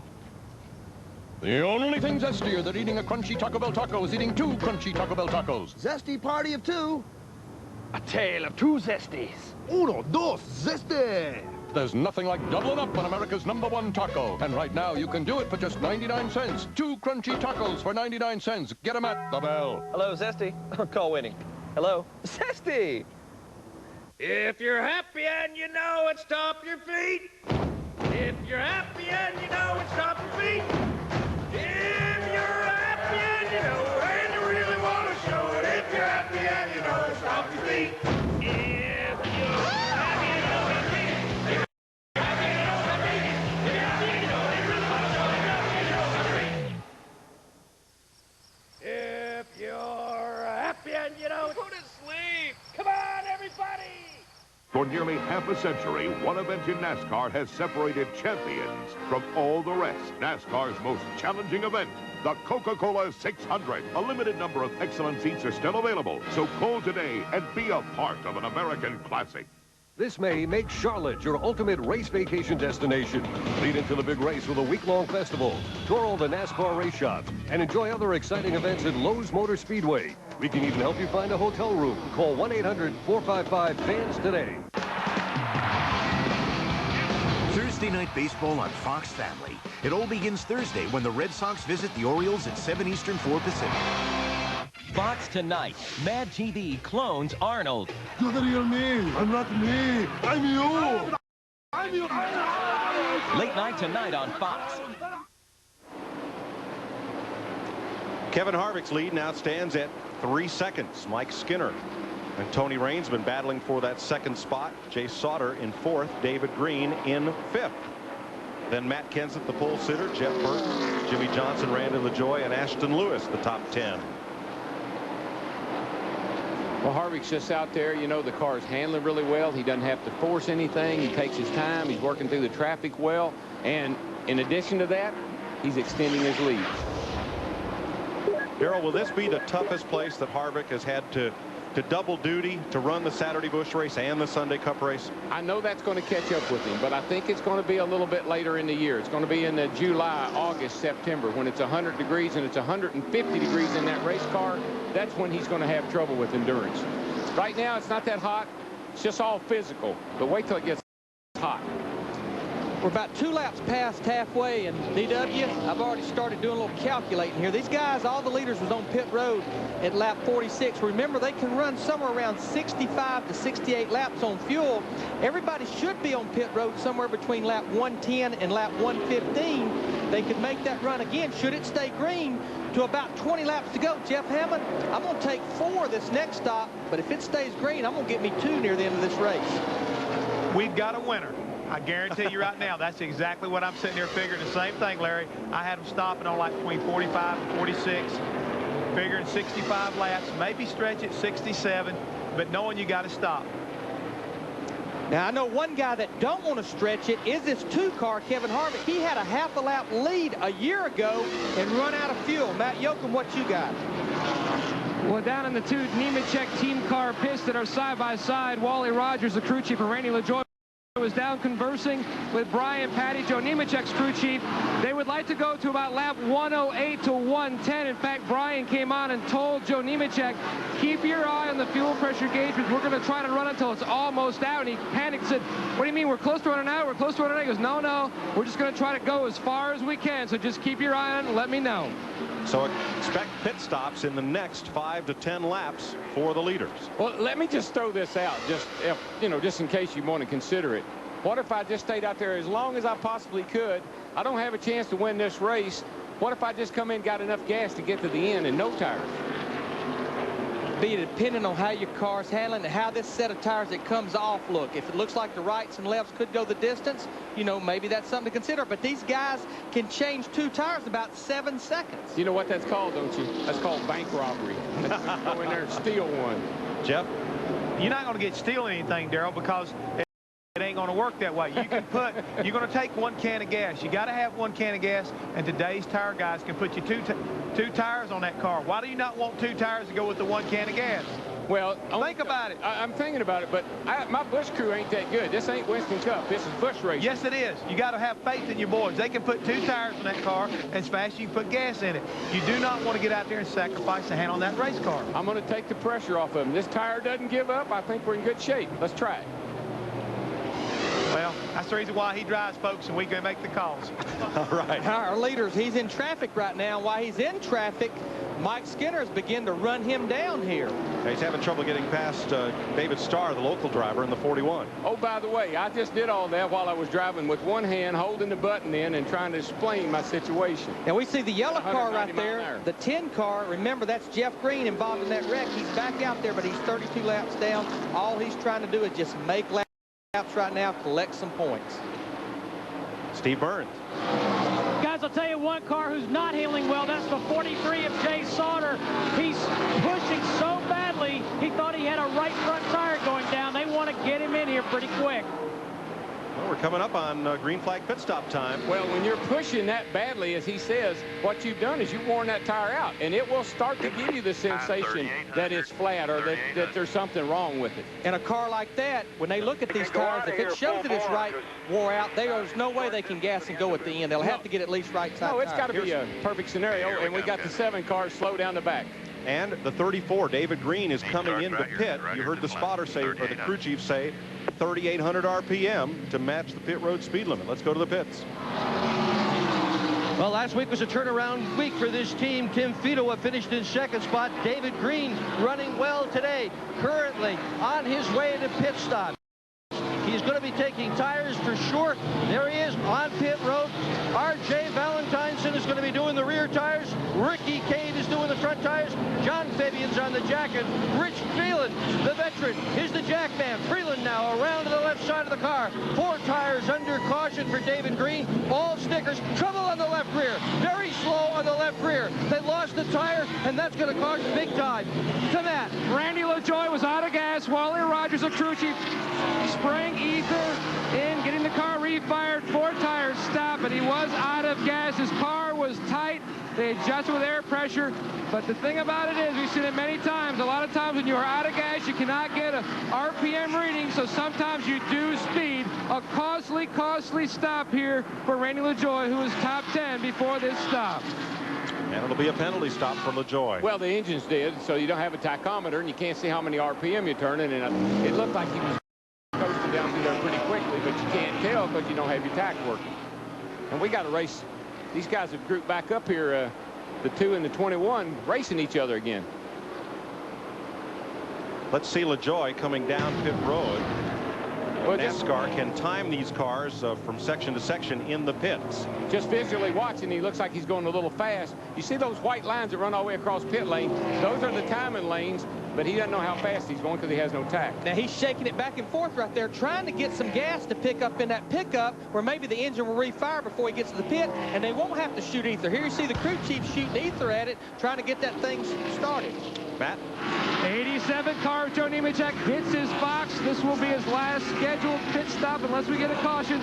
Brian Petty dances back outside so they don't get too many crew members in the box as they put the 2nd can of gas back up. That's Kevin Grubb, no relation to the Busch Series driver. The 2nd can is in. A little bit of slow Sauter slides to a stop. Ben Holm on the front tires.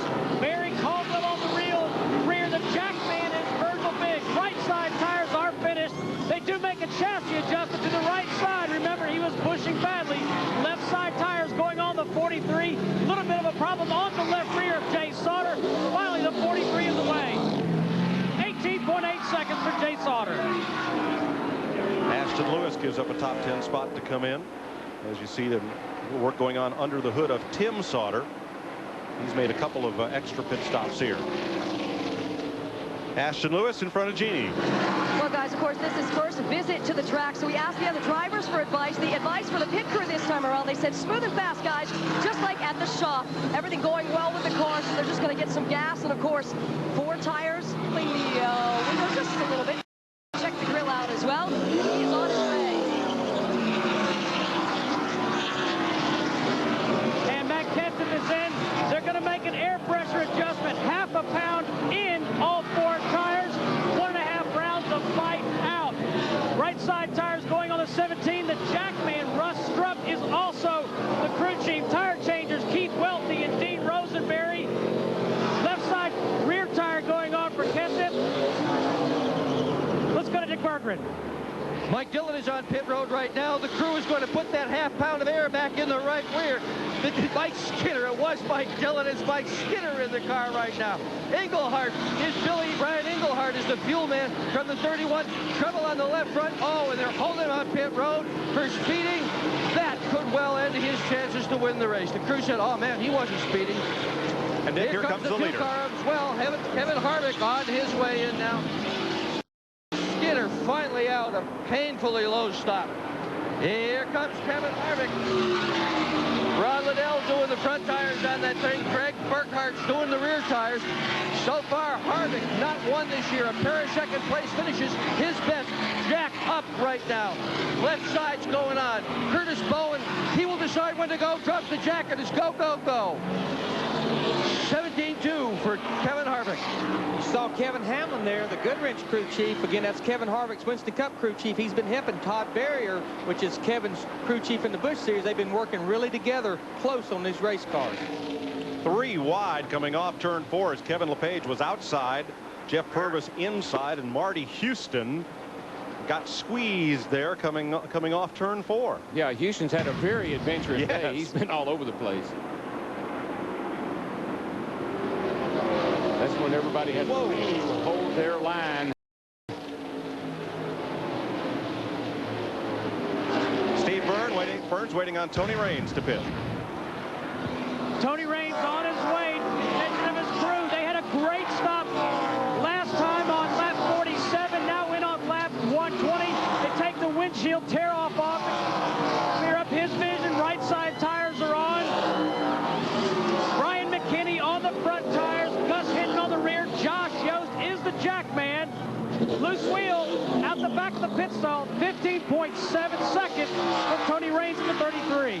Greg Biffle, Jimmy Johnson, and Jimmy Spencer also pitted. David Starr is on pit road as well. And Jeff Burton has risen to the top. And he has gained from 23rd to leading this race. I thought he's gaining on him, man. I told you. Andy Hillenberg and Ryan Newman on pit road. There's Newman.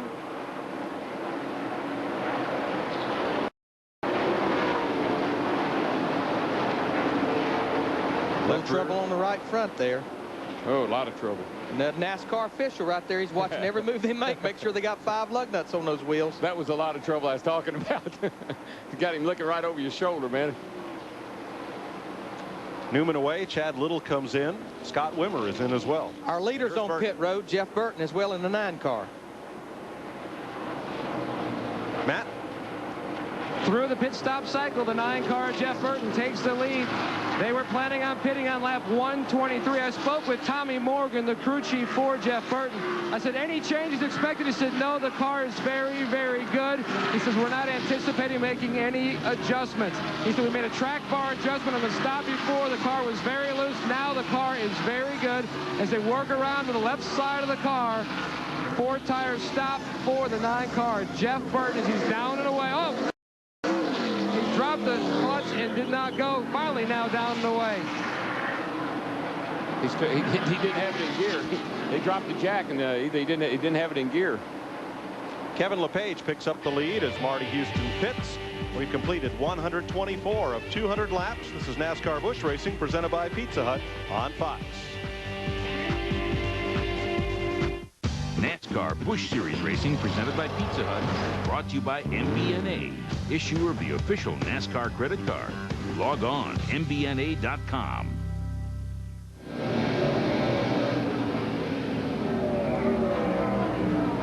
Welcome back live to Jani King 300 at the Texas Motor Speedway. Later today, the final Winston Cup practice before Sunday's 500-mile race. 4 Eastern, 1 Pacific following this on FX. And then Fox Sports Net, NASCAR this morning. Sunday gets you going bright and early. Our pre-race show, Darrell Waltrip sits down exclusively with Dale Earnhardt Jr. It wraps up with NASCAR Victory Lane. NASCAR Busch Series Racing on Fox presented by Pizza Hut continues in a moment.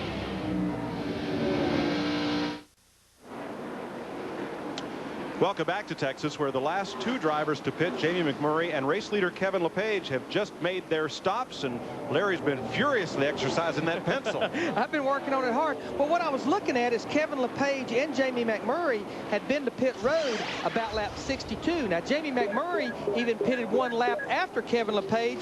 He pitted right about lap 130. If he could stretch this thing for 70 laps, he may be out there for the rest of this race should it stay green. Now, the question's going to be how far behind the leader he's going to be, because I just believe those leaders with about 20 to go will be on pit road for 2 tires and some fuel. I'm still telling you, boys, either don't pit or just come in and give me a little gas and let me pull one out of the bag. There's your 3rd and 4th place car, Jeff. I'll tell you right now, I really hate to sit here and say this, but Darrell, you got a very valid point right now, partner. But the way the thing is right now, these guys, Jeff Burton is in excellent shape. He's got nothing to lose and everything to gain by staying out, because he's got no points to try to run with. Jamie McMurray, as well as Kevin LePage, these guys are in the catbird seat right now and can force the issue. May make guys like Mike Skinner run extremely hard to get more of a lead so they can come on the pit road and get their gas and go again.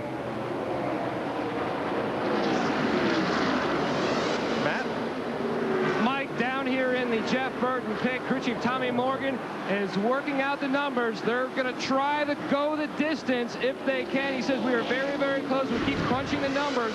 Meanwhile, down in the Joe Nemechek and Randy LaJoie pits, I spoke with their crew chiefs, Brian Patty and Wally Rogers. They feel that they're going to be about 20 to 25 laps short, possibly. They're still working their numbers. Steve Burns. Matt, I'm down here at Matt Kenseth's pits, that number 17 car. If it stays green, his crew chief Russ Strupp has told him they will be 9 laps short of making it on gas for Matt Kenseth. Matt Yoakum, tell Tommy I've already crunched the numbers for him. They pitted on lap 47. They pitted again on lap 123. That's 76 laps. If they had a little bit of fuel left, all they've got to do is run 77 laps. They could go the distance if Jeff Burton will conserve a little fuel. Well, the only way he can do that, and you guys, this is when you got to call that driver and you got to start telling him these scenarios so he can help you get to the end, because the driver can squeeze out the throttle a little bit, not turn that thing maximum RPM, not jump wide open back in that throttle, and he can get you 2 or 3 extra laps out of it if you let him know now. And the way I've seen more fuel conserved than anything is rolling out a little early, getting in the corner. Just following people, following somebody that's running a pretty good speed. 74, Chad Little on the backstretch. He's out of fuel, going back and forth, hoping it'll pick up a little fuel to get running back to pit road. Now, he made an unscheduled stop earlier, I believe, to correct that crash damage, so maybe he may be on a different pit stop sequence than everyone else. He may not be able to get fuel in that car. Yeah. The fueler neck looked like it was pretty well messed up in that left rear quarter panel right there. They got tape over it, as a matter of fact. So he may not be able to get a full load of fuel, or didn't the last time in. He will make it to pit road and will be able to keep this race under green. 140 laps complete, 60 to go, Jeff. Yeah, I noticed on the Chad Little situation, Chad pitted with the rest of the lead cars about, I think, lap 117, 118. So he must have a problem as far as the car taking that fuel, because he did come in on a scheduled stop.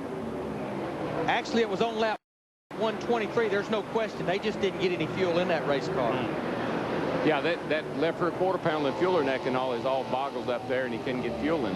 They're going in the trunk to see if they can do something to get fuel in it. Jeff Burton and Matt Kenseth have gone past the 21 of Mike Skinner. That's for third place. You're watching the Visine cam back from Kenseth, and now ahead at Burton.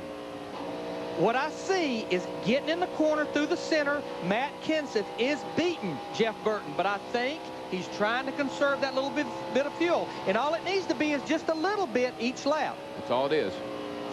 10 cars on the lead lap here in Texas. As Kevin Harvick has just put the 60 of Greg Biffle down 1 lap.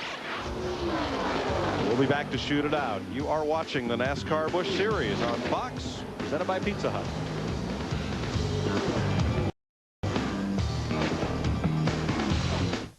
NASCAR Busch Series Racing presented by Pizza Hut is brought to you by the new Twisted Crust Pizza from Pizza Hut. Breadsticks and pizza together last. By Red Wing Comfort Force Work Boots with Super Soul 2.0. Boots that work all day. By Dr. Pepper and your local Dr. Pepper bottler. Dr. Pepper makes the world taste better. And by Pep Boys. Cars like us, people love us. Kevin Harvick's piled up a bit of a lead here, making it Pep Boys trivia time. And here's a good one today. Who's the only driver to win the Busch Series Rookie of the Year award and the Busch Series Championship back-to-back seasons? I'll give you a little hint. Is he on the pole for tomorrow's race? No, but I'll give you a little hint. He did the same thing in the ASA before he came to the Busch Series. Johnny Benson. Ta-da! Rookie of the Year in '94, Series Champ in '95. Yeah. Very good, DW. Yes, sir. And we have some nice parting gifts for you. Here's and here's one of them. Spencer's coming on pit road. Speaking of parting gifts, he's 7 3/10 seconds ahead of second place Jay Sauter. Kevin Harvick is. That's called checking out. He is checking out. Spencer will be able to go the distance from here if this race stays green for the next 52 laps. Now, one reason Kevin Harvick has got it wide open right now, he knows he's got to stop. There's no fuel conservation about his plan, so the bigger lead he can build, the better chance he'll have when he comes back on the racetrack after he makes a pit stop. Now, the 9 just moved over and let the 17 go by. That's a good move. He's on a whole different game plan now than he was. Now he's trying to get to the end of the race. You can't get to the end of the race and not run out of fuel if you start racing people. So follow that guy. Now keep in mind, they're not teammates today. They are tomorrow in the Cup Series, both driving for Jack Roush, but not today. But you watch him. That's a good car to run behind and save a little fuel. And there's Mike Skinner sitting back there in 5th spot.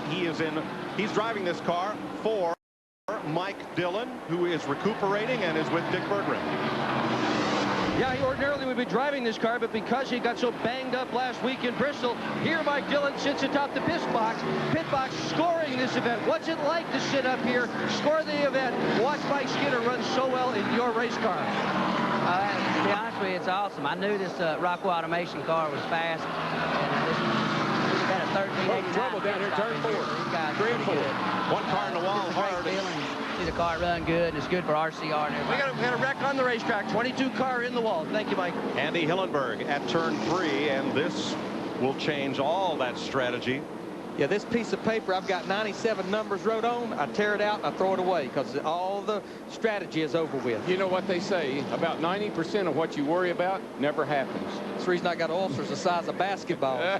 First, let's hope Hillenberg's okay, because that car backed into the wall with tremendous force.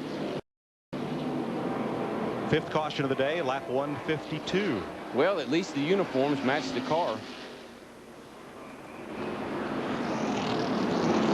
And Kevin Harvick will see if when pit road opens, if he leads them all around and onto pit road.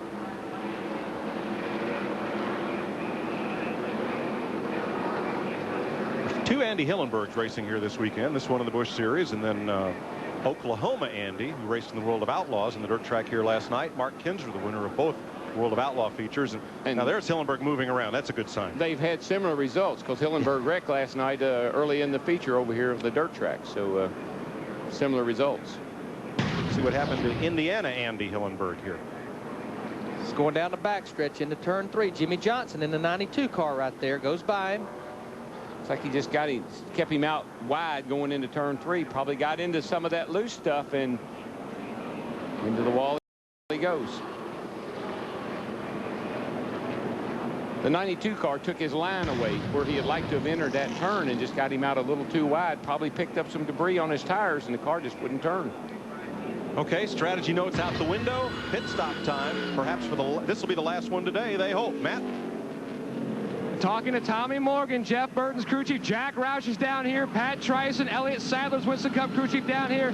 They're going to go 1 can of gas. They were talking about at the beginning of that run, Burton said his car was a little bit tight. They're going to put air in that right rear tire to Dick Bergman.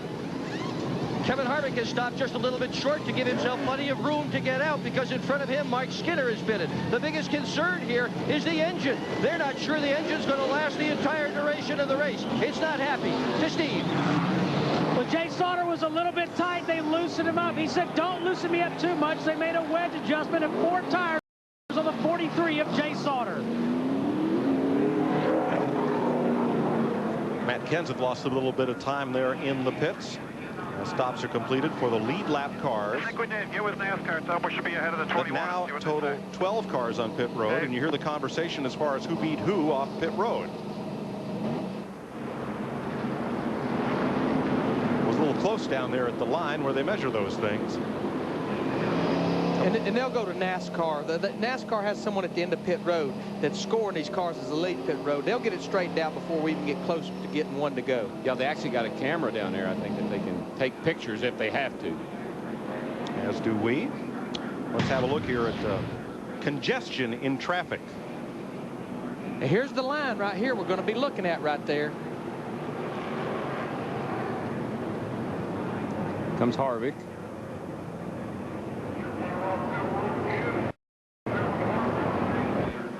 I believe Matt Kenseth's going to win that battle, the 17 car right there. He just had to roll across the line. These guys got to get their momentum up. So, we're pretty close. That's the advantage of that #1 pit box, which he got for qualifying on the pole. He didn't have the speed, but he beat him across the line. So we'll get it sorted out. Jimmy Johnson is the new leader of this race. Harvick, Burton, Skinner. As we'll get this caution cleaned up from Andy Hillenberg and get back underway here in Texas.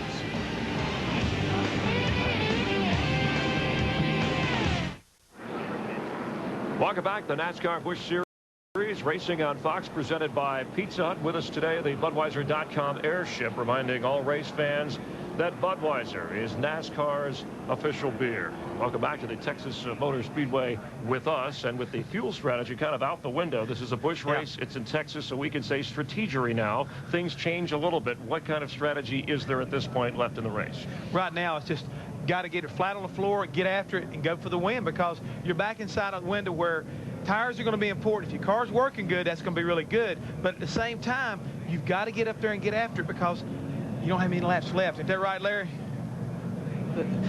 All right, that's it. But I'm going to talk to crew chief Tony Liberati for the leader right now, Jimmy Johnson. Tony, this is Larry McReynolds with Fox Sports. All right, I'm calculating up here. You was on pit road for 4 tires at lap 120. You run 33 laps to lap 153. The caution comes out. You guys put 2 right side tires on. That's going to be 80 laps on those left sides. What are you thinking there? Well, Larry, I'm hoping that you're going to for sure agree with me. I like when you agree with me, but our left side tires aren't showing no wear at all. Left sides look real good. We've been tight all day long. We need to free the car up. The clouds are coming out. I feel like the 2 tires are going to free it up and give us a little bit of track position. Maybe we can just run when the green comes out, I don't know, 35 or 40 laps to go. So what do you think, right or wrong? Oh, I don't disagree with you, especially, and you made a good point. If your car was tight, changing just 2 right side tires will free that car up. But you know what? You and I both know, I bet shortly after we get this green flag. Yeah, 10-4, and I don't think we had anything for Harvick, so I just want to make a gamble. We got 5 points for leading, and we was going to run in the top 10 the way we are right now. So if we can do better than the top 10, maybe a top 5, then that'll be good. I like a man that'll roll those dice. Well, he came in 8th and came out 1st. As you look at the pit summary, Burton gained a spot there, so did Skinner, and it was Jay Sauter who dropped the 3 spots. Well, you crew chiefs sit down on your pit box now and eat you an ice cream cone and let the driver do the work. All that hard stuff's over with. And we'll get to it when we come back. 157 laps complete, 43 to go. Here in Texas, Jimmy Johnson is your race leader.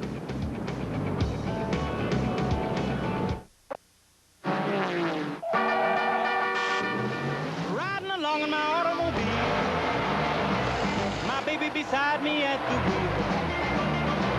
I stole a kiss at the turn of a mile, my curiosity running wild. Cruising and playing the radio with no particular place to go. Welcome back to Texas. Next time around, they will get the restart. Jimmy Johnson, the leader. Kevin Harvick in second. Jeff Burton third. Now, who this is right here, this is Todd Farrier, Kevin Harvick's crew chief. He has walked all the way down pit road where he can get a good view of where the leader restarts the race. We go back to Bristol a week ago. Kevin Harvick black flag for what NASCAR felt like was jumping the start. We had different opinion, but anyhow, Todd Farrier's not going to take a chance. He's down there where he can see the flagman and see the restart area. Yeah, similar scenario as last week, and don't want to make the same mistake twice. That's smart on the crew chief's part. He's run about a quarter of a mile to get up there to have a position to overlook the flagmen as they come to the flag. Well, these things are hard enough to win, you know, without some sort of an infraction that's questionable. So you don't want to do that again this week. Jimmy Johnson, the first of 12 cars on the lead lap here. Kevin Harvick, Jeff Burton, Matt Kenseth, Jay Sauter, Mike Skinner, Tony Raines, Joe Nemechek, David Green, Greg Biffle, Ashton Lewis, and Kevin LePage. It's questionable on the team's part. I don't think there was any question on this side of the fence. Now we're set to go. They come to the restart line. The leader gets in the throttle and the flag waves. Those three things should all happen pretty simultaneously for a good restart. Here we go. Green flag and all passing to the right. Until you cross the start-finish line. 40 laps to go. And now it's a Saturday afternoon shootout. Jimmy Spencer's going to get a lap back from the leaders, and the lead will change. Harvick to the front.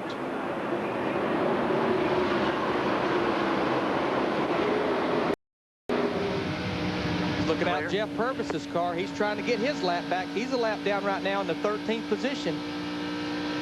Jimmy Spencer gets one of his 2 laps back. He's now on the tail end of being 1 lap down. Tomorrow, Winston Cup Racing from Texas on Fox. Coverage begins 12:30 Eastern Time.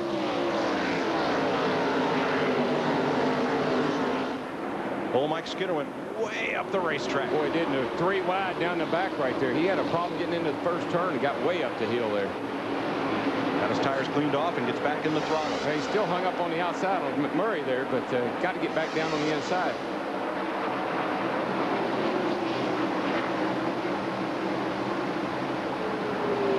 You get freight train, you get out there like that very long. Well, Jimmy Johnson's caught up on the high side, and the fellow who was leading at the restart is not having any luck at all. As you see next to 26 Bobby Hamilton Jr., he can't get to the bottom. Yeah, 26 Bobby Hamilton Jr., he's actually a lap down, but now Jay Sauter in the 43 car right there, that is for position. Jimmy Johnson still holding on the 3rd position. Wants to see Bobby Hamilton Jr. get a little loose there on the bottom side. He's wanting to clear Bobby Hamilton Jr. where he can get back to the bottom of the racetrack. Yeah, and with 2 tires, you know, you can take with 2 tires. He needs to get that thing back on the inside because he doesn't have as much grip as some of these guys that took forward. And he's up there now where there's no grip, up in that 2nd and 3rd lane. Out there a little clear high. Now you got 1, you're clear all around. 43 car's got a run on you here. He's inside half a car. Yeah. Oh, no. Greg Biffle also went way up the track in turn 2 and paid the price. He went to the back end of the line. Yeah. 26 got way up out of the groove. I mean, it's just that close side by side. Oh, here we go. Trouble right here in the front straightaway. 21 car got into the 33 car. And he saved it. Unbelievable. No wreck. What a great drive, and the fans appreciate it, man. They're on their feet. He and Tony Raines got together. Started back here coming to the line. They got together, and the car started wobbling and bobbling. And look at him. He drove back into 1 and 2, and he's still trying to pick up positions. It didn't phase him one bit, that 21 car. He may not have known it happened. Just a little shortcut. I cannot believe he saved that car. No, he had his hands full, but he hung on to her. Got 33 coming with him. Hey, it's the end of the race. You got to go, man. Yep, there he goes. right past Hamilton again, and Raines coming with one more him. coming inside. You've got to see this again, folks, because I still don't believe it. No, this is a great piece of driving. Watch these guys. They come off the corner. 26 car got out wide here. 21 got into the back of the 33. The 33 gets into the side of the 21. He goes through the grass. Look at that. That is wrecked. That is wrecked. He just didn't spin it. He never let off the throttle. And he's digging right there. From the Dr. Pepper onboard, Bobby Hamilton Jr. Two kind of drivers. Those that are lucky and those that are good. And sometimes you get the benefit of both. He actually gained a position. He fell through the grass. Yeah, he completes the pass here. I know if I was anywhere near him, I'd been checking up. Whoa, there's contact there. He's battling the 33 car. He's going to come out in front of the 33 car right here. Saw another fella do that one time at Charlotte. The pass in the grass? A pass in the grass. They're still going at it. Raines is trying to get the spot back from Skinner. Well, Skinner's car is not real happy right now, and I think that sliding around probably hurt the tires. He may have slid the tires a little bit there, and that definitely hurts him. I think it hurt him. Scott Wimmer going to get him. That's not for position. Wimmer is one lap and he's down. Got damage. He had damage down on the valence there, so great save, but it probably is going to cost him getting a decent finish out of this. Whoa, man, he drove it down in there on the outside of Wimmer. One thing about it, it's not for lack of effort. Back up front, Kevin Harvick now with a half-second lead on Jeff Burton. May I say something? That car running second, I'm really getting to where I like that paint job. It's kind of growing on me. You're a majority of one. Well, the closer to the front it gets, the prettier it gets. I've never seen an ugly car in Victory Circle. Nope. Of course, there's always exceptions. And this has got to be pumping Jeff Burton up right here, because they have struggled so much in Winston Cup and what Busch races he's run. And a second-place finish, a top-5 finish would be so much momentum for him himself. And he likes this racetrack. His first NASCAR Winston Cup victory was here in 1997. He finished second in last year's race here. I think he's got a little bit better car than Harvick right now. His car really is getting around the track well. It's getting up off the corners good. And Burton picked up 0.2 of a second on Harvick in the last lap. 30 laps to go. Kevin Harvick, Jeff Burton, Jay Sauter, Matt Kenseth, Jimmy Johnson, the front 5.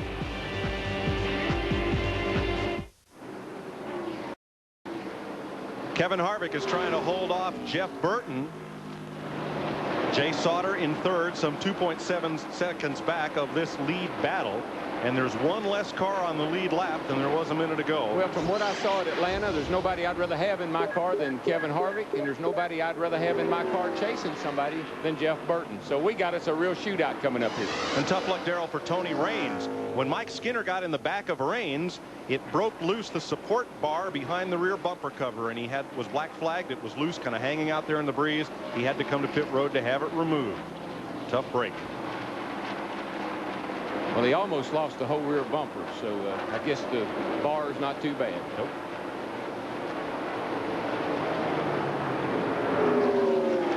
There's Jay Sauter in the 43 car, third place. Boy, this would be a great run for him even to finish third. He's only had one top 10 finish this year back about a month ago at Las Vegas. And I think that's just a product of having raced a truck here, having won here in the truck, and having that knowledge going for him.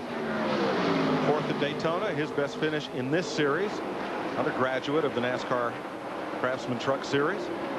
And from just a great line of his father was a great driver, Jim, and his brothers. That family is a racing family. Dick?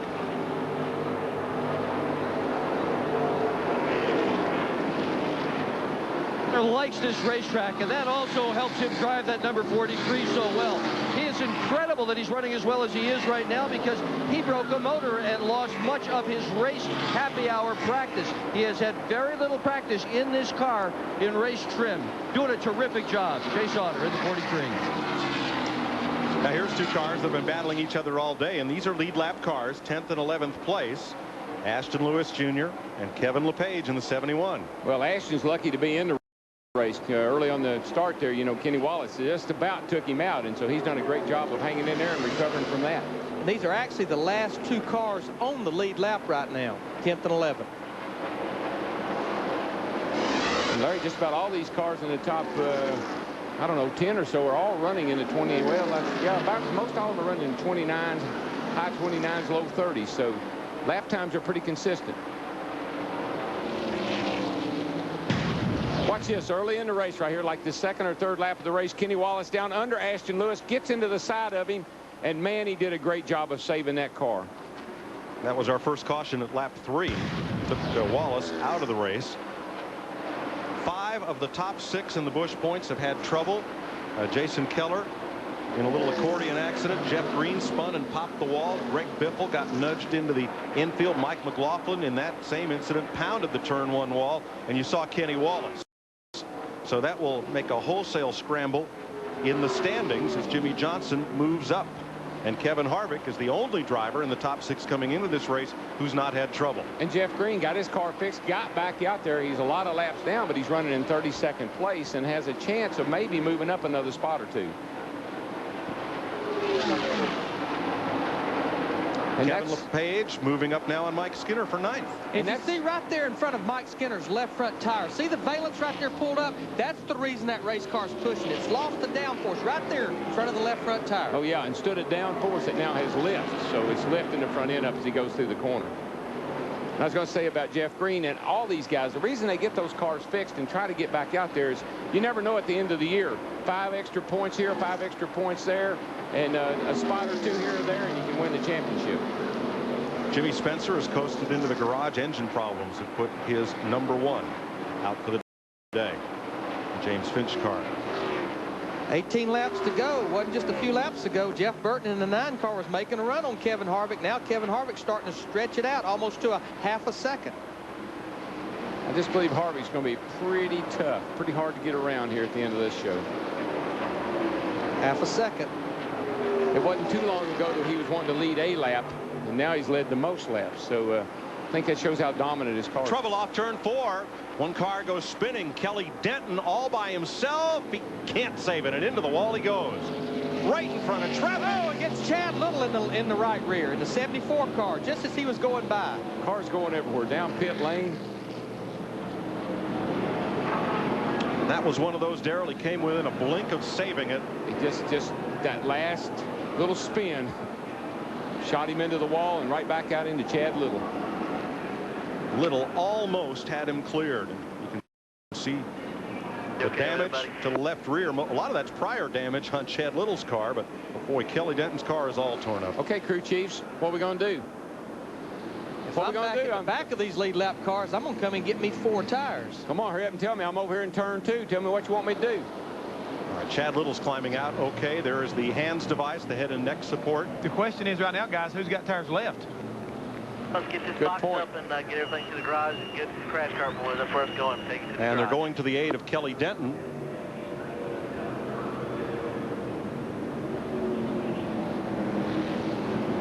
Like you said, Mike, Kelly Denton comes so close to saving this car. It's around, it's around, and if he'd had his wheels cut the other way, but even as slow as it looked like he was going, incredible amount of damage and right out into the side of Chad Little. Most of the leaders, I think, do have a set of tires left because one of the sets they put on was under green. That don't count. Boy, Chad Little just as low as he could go, just didn't quite make it by. And after coming off the wall, it's likely that Denton had neither brakes nor steering. No, he was just a passenger just at that point. passenger. All of our leaders stayed out, but I'm looking across, and pit road is closed right now. That's one reason they probably didn't come on to pit road. Well, that makes it easier for you, Larry. You got a little time to think about this. There's Kelly Denton. How's the car? Now, you know he's okay when you're walking over to the front going, how's the car? Oh, yeah. That's what all drivers, I tell you, they can be rolling them off on a stretcher and they won't know how their car is. And Chad Little, who is also walking away uninjured. And that's good news. Yeah, he got a little smile on his face. He says, hey, just bad luck, man. Wrong place, wrong time. 15 laps to go. It will probably take another 3 laps or so. Not just to move these cars, but Chad Little's car especially shed a lot of debris down the front straightaway after the collision with Kelly Denton. So we'll have a little bit of cleanup, but we will get this race back under green. Darrell, there's 15 laps to go right now.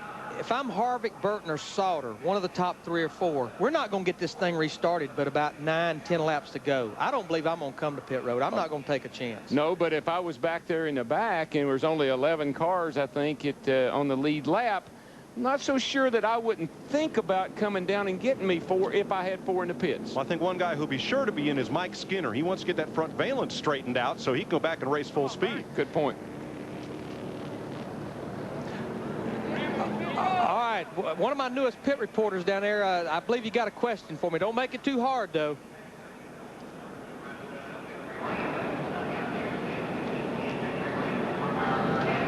They were yelling for him to get back on the radio, Larry. Jimmy Johnson was calling for him on the radio. They were wondering what they should do, so. See, he's running in the 5th position right now. We've got 11 cars on the lead lap. We got to remember, if he tries to go to the end, his left sides are going to have 80 laps on it. And pit road is still closed. As things are cleaned up, they wanted to give the ambulance time to get across the track and to the track hospital so Kelly Denton and Chad Little could get checked out. But they've already made their bed, Larry. They got to lay in it. They rolled the dice. They can't come now. He's 5th place. No need coming in now. And then this caution is helping those left side tires. So I think he's all right. Those top 5 or 6, if they do stay out, what's important for them right now, we heard it earlier in the race, they got to keep those tires cleaned off. Well, now let's check back in on pit road. I guess you got a question for me, Tony. What? Larry, help me out. What are you going to do here? have you ever heard the term made your bed? Now you're going to have to lay in it, buddy. Hey, I tell you what, if you're going to be a bear, you got to be a grizzly. You know what I'm saying? Hey, you're in 5th position. This thing, remember, Tony, it's probably only going to be about 9 or 10 laps to get this thing restarted. Don't put yourself at the back of this pack. It'll be a down finger restart. Lead lap cars only to the front if we go that far to the end. You know, we talk about the drivers double dipping. Are you getting a consultant fee, Larry, for all this? I just enjoy matching minds with these guys so much. DW, I know you want to get down there. I want to get down there and fix all these problems. This is my favorite part of the game right here. All right, good luck, buddy. Thanks, man. I'm going to stay out and let's see what happens. Okay, don't come hunt me now if it don't work out. No way, man. If I made the bed, I will sleep in it. Good luck, buddy. Good luck. Well, hope he's got fresh sheets, Jeff. I'm telling you right now, this right here is where these guys make all the big bucks, as they say. Hey, now. But this is one of those deals that's really is fun. You got to sit there. Obviously, Mike Joy made a very good point right there. There's going to be some guys coming in, especially the guys toward the back. Biffle, Skinner, and 9. That's a big bluff. Big bluff by the 9 car. Faker. But he also wanted to make sure that the 2 car was not going to snicker him. And see, Jeff Burton's crew, they're up there. It's a little bit of monkey see, monkey do. All right, here we go. The guys back at the back that was on the lead lap, they're on pit road. Joe Nemechek, Mike Skinner fixing that valance. Ashton Lewis Jr. We've also got Kevin LePage on pit road. They had nothing to lose. No, that's good on their part. They got nothing to lose, except the only problem they got is they don't have enough time. The only thing I want to ask right now, Darrell, you're sitting there, and let's just say you are Jimmy Johnson, and you look up in that mirror, and all of a sudden you see them guys behind you peeling off, and you just missed it. What are you going to say? Well, I'm going to tell you like I always did. I ain't going to beat myself. I'm going to stay right where I am and make them come and get me. You got to make that 3-foot putt, buddy. Dick? Mike Skinner on pit road. Indeed, they pulled out the left front fender and got all that work done, but they're just sitting here with the car up on the jack. No reason for just sitting here, but that's what they're doing at the moment. They've got it virtually pulled out. There is some concern about the left front shock absorber. Meanwhile, Kevin Harvick, oh, Skinner stalled the car. No problem because there's nobody behind him. Harvick and his crew went round and round about whether or not they should pit, and it wasn't until the absolute last second that they finally decided it. It's kind of interesting to listen to. Todd Barrier left it up to Harvick. Harvick left it up to Todd Barrier. And finally, at the absolute last second, Barrier said, stay out, and they did. You wonder if they were waiting to make up their mind or waiting for all the people listening to their channel to see if they'd made up their mind. We certainly know that all the crew chiefs listen to each other, so you got to be a little careful what kind of information you give. But I still believe, and I think Darrell agrees with me, Jeff agrees with me, Kevin Harvick, Jeff Burton, Jay Sauter, I don't think these guys had a choice. With right about 10 laps to go, they had to stay out. Only way the guys that got new tires that are back there 7th, 8th, 9th, 10th place, only way they're going to have any kind of luck at all, any kind of chance at all here is if those first 2 or 3 guys get to racing each other.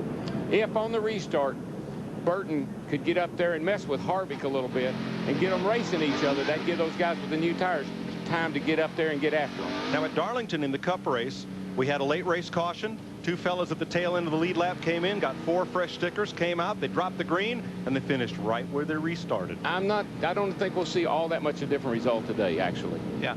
The one thing you might be looking at here, though, guys, is just the opposite effect for the guys up front. They're hoping all those guys that got tires start dog each other so they can't get to them in time and they can pull away and just settle it between themselves. And I also think the guys at the front, probably especially Harvick and Burton, would like to see this thing get restarted before 10 to go, where there is some lap down cars for those cars back there to have to fight. Because if you restart the race 10th, and it's before 10 laps to go, it's like restarting a race in 20th.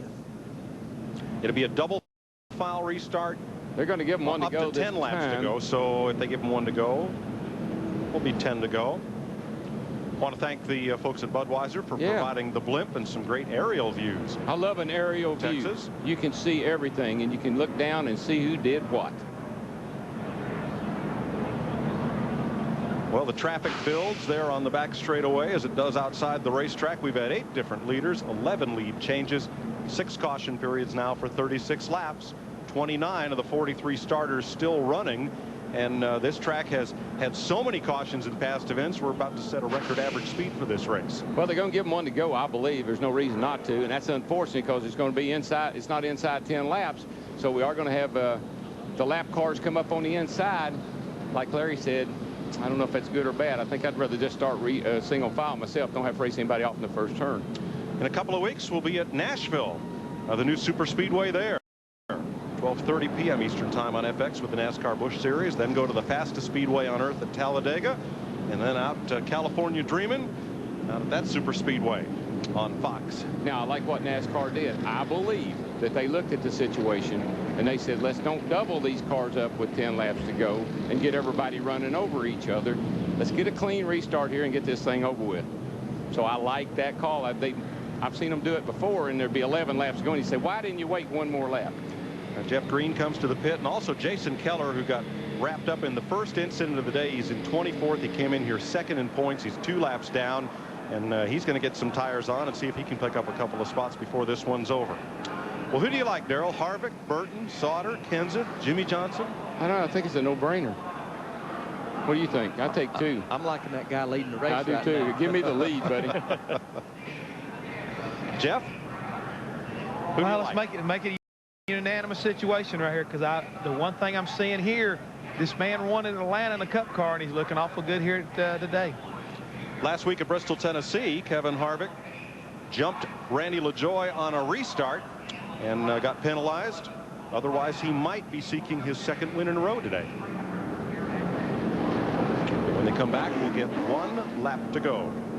I'm not sure. Have we seen all that Jeff Burton has in that number 9 car? I think we definitely saw him. We saw him close up on Harvick, and when Harvick felt him there, Harvick pulled out just a little bit, and I believe he's even got a little bit more. So I think we just got us a great shootout here. Now, the team that's running that lead car for Kevin Harvick, they've been to victory lane here in the Busch race with Dale Earnhardt Jr. and almost won the first Busch race here with Steve Park. He got taken out by a lapped car. So see how they fare here as we get the 1 to go sign. Clean them up. Let's go, boys. Clean them up, tighten them up, and get ready for a 10-lap shootout. Still 11 cars on the lead lap. Harvick the leader, Jeff Burton, Jay Sauter, Matt Kenseth, Jimmy Johnson in 5th, David Green having a good run in 6th, Greg Biffle 7th, Ashton Lewis 8th, Joe Nemechek, Kevin LePage, and Mike Skinner are the lead lap cars. I can't tell you how critical, Larry, you know this, and you always hollering at the driver, get those tires clean now. Don't spin those tires. Come down here and drop the hammer on that thing and you spin those rear tires, you're going to get past. Be ready. Get everything ready. You got to be careful on that restart, and right here, and then before we come to the green flag, you've got to get them cleaned off. Here's Kim Burton, Jeff Burton's wife, sat up there many a time and rooted her husband on the wins. Delana Harvick. Here's a young lady that she said, man, this Winston Cup racing and Busch racing's all right. She's been to victory circle already. She drives race cars herself. Her dad was a racer, Jean Paul Linville. Only been married a month. They got married back in Las Vegas before the Las Vegas race.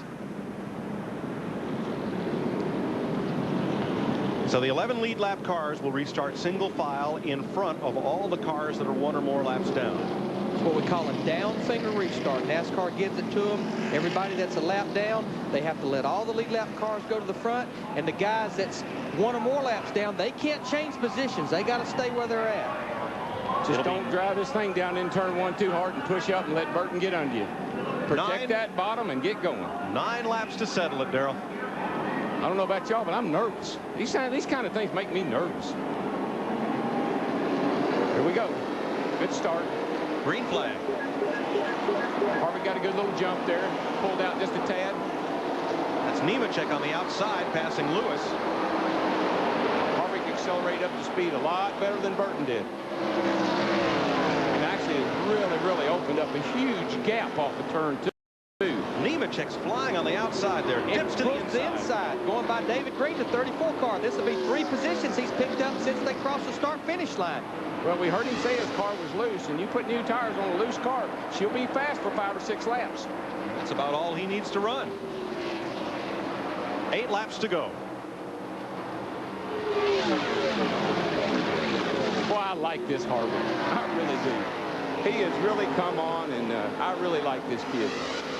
Already in a lap and a half, he's pulled out to over a half a second. He's running that car, like you said, just as hard as he has to. Now, Jeff Burton is disappearing in Kevin Harvick's rearview mirror. He really is, and Nemechek's going to get under Jimmy Johnson here off turn 4. Or no, that's actually Jimmy Johnson. This is the battle for 5th. Remember, Jimmy Johnson got those left side tires. He's also going to lose a position to Ashton Lewis. Remember, now that's actually David Green in the 34 car. Joe Nemechek in the 5th position now, got those 4 fresh tires, but not enough laps, I don't think. I don't either, but did you see look how much the opening he pulled off of David Green off turn 2 there. And Jeff Burton is running down the leader. He is closing on Kevin Harvick. Oh, this is going to be exciting. This is not over. It really isn't. I mean, boy, Burton all of a sudden like he was shot out of a cannon. 6 laps to go. I'm not so sure that Harvick didn't have to pedal up off of turn 4 that time. And Burton is there, just 2 car lengths back. The intensity is picking up, guys. We got plenty of time. Hey, boy, I think something happened to Harvick to allow Burton to close up the way he did. Because look how he pulled off of turn 4 right there. He stretched that lead back out again here with 5 laps to go. Nemechek closing up on Matt Kenseth and Jay Sauter, 3rd, 4th, 5th, as we watch the 2 leaders. Just 3 car lengths apart now. Well, when the intensity picks up, when you get down to the end of the race and you got somebody like Jeff Burton following you have a tendency to overdrive, and you've really got to just drive the car down in there and get back in like you've been doing all afternoon. Run your race, hit your marks. Hit your marks. I mean, you hear that over and over again, and you got a mark out there that you got to watch. And here comes Burton chasing him down one more time. He's there, but it seems like when he gets there, he can't do anything with Harvick. And we've talked about it a lot. When he gets close to Harvick, I'm sure he probably loses that front downforce. And here's the battle for 7th. Greg Biffle in the 60 car. Also, Mike Skinner in the 21 got those 4 fresh tires. He wants that position as well. And that's a great comeback for Biffle because, you know, he was a lap down at one time in the race today. 3 laps to go. Here comes those 4 fresh tires. And Joe Nemechek in the 87 car takes over the 4th position from Matt Kenseth. Well, he's going to gain enough spots at least to pay for them 4 tires. Nemechek probably the fastest car on the racetrack right now. Yeah, and I believe Harvick is driving defensively. I believe he's just wanting to be sure he keeps Burton behind him. He's got to do that, Darrell, for 2 more laps. It's like it's seesaw. One lap Burton closes right up on him, the next lap Harvick pulls off and leaves him. Last time by, they run almost identical times, 29.63, 29.66, right in that range. Oh, Harvick is he's so good up off the corner. That thing just shoots out of that corner. Looks like John Cole's coming out of the hole. 3 car lengths apart for the lead, a car length apart for 3rd. Sauter and Nemechek, white flag in the wind, 1 lap to go.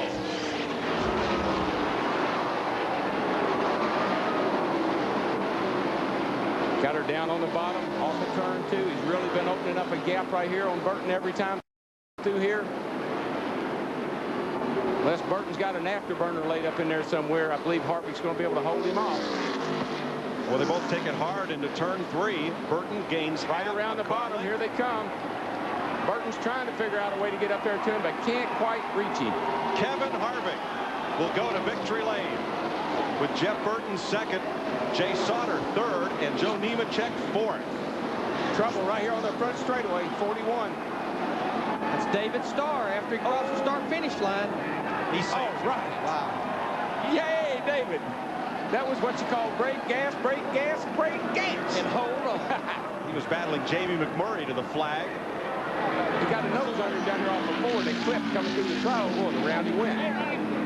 It's the fourth Busch Series win for Kevin Harvick. He won 3 in his rookie season. Can't be out of fuel.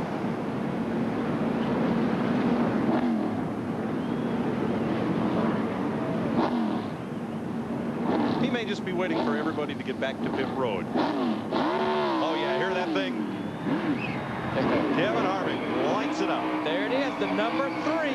The number 3, the car he's driving in Winston Cup now, remembering his teammate, Dale Earnhardt. Please remember.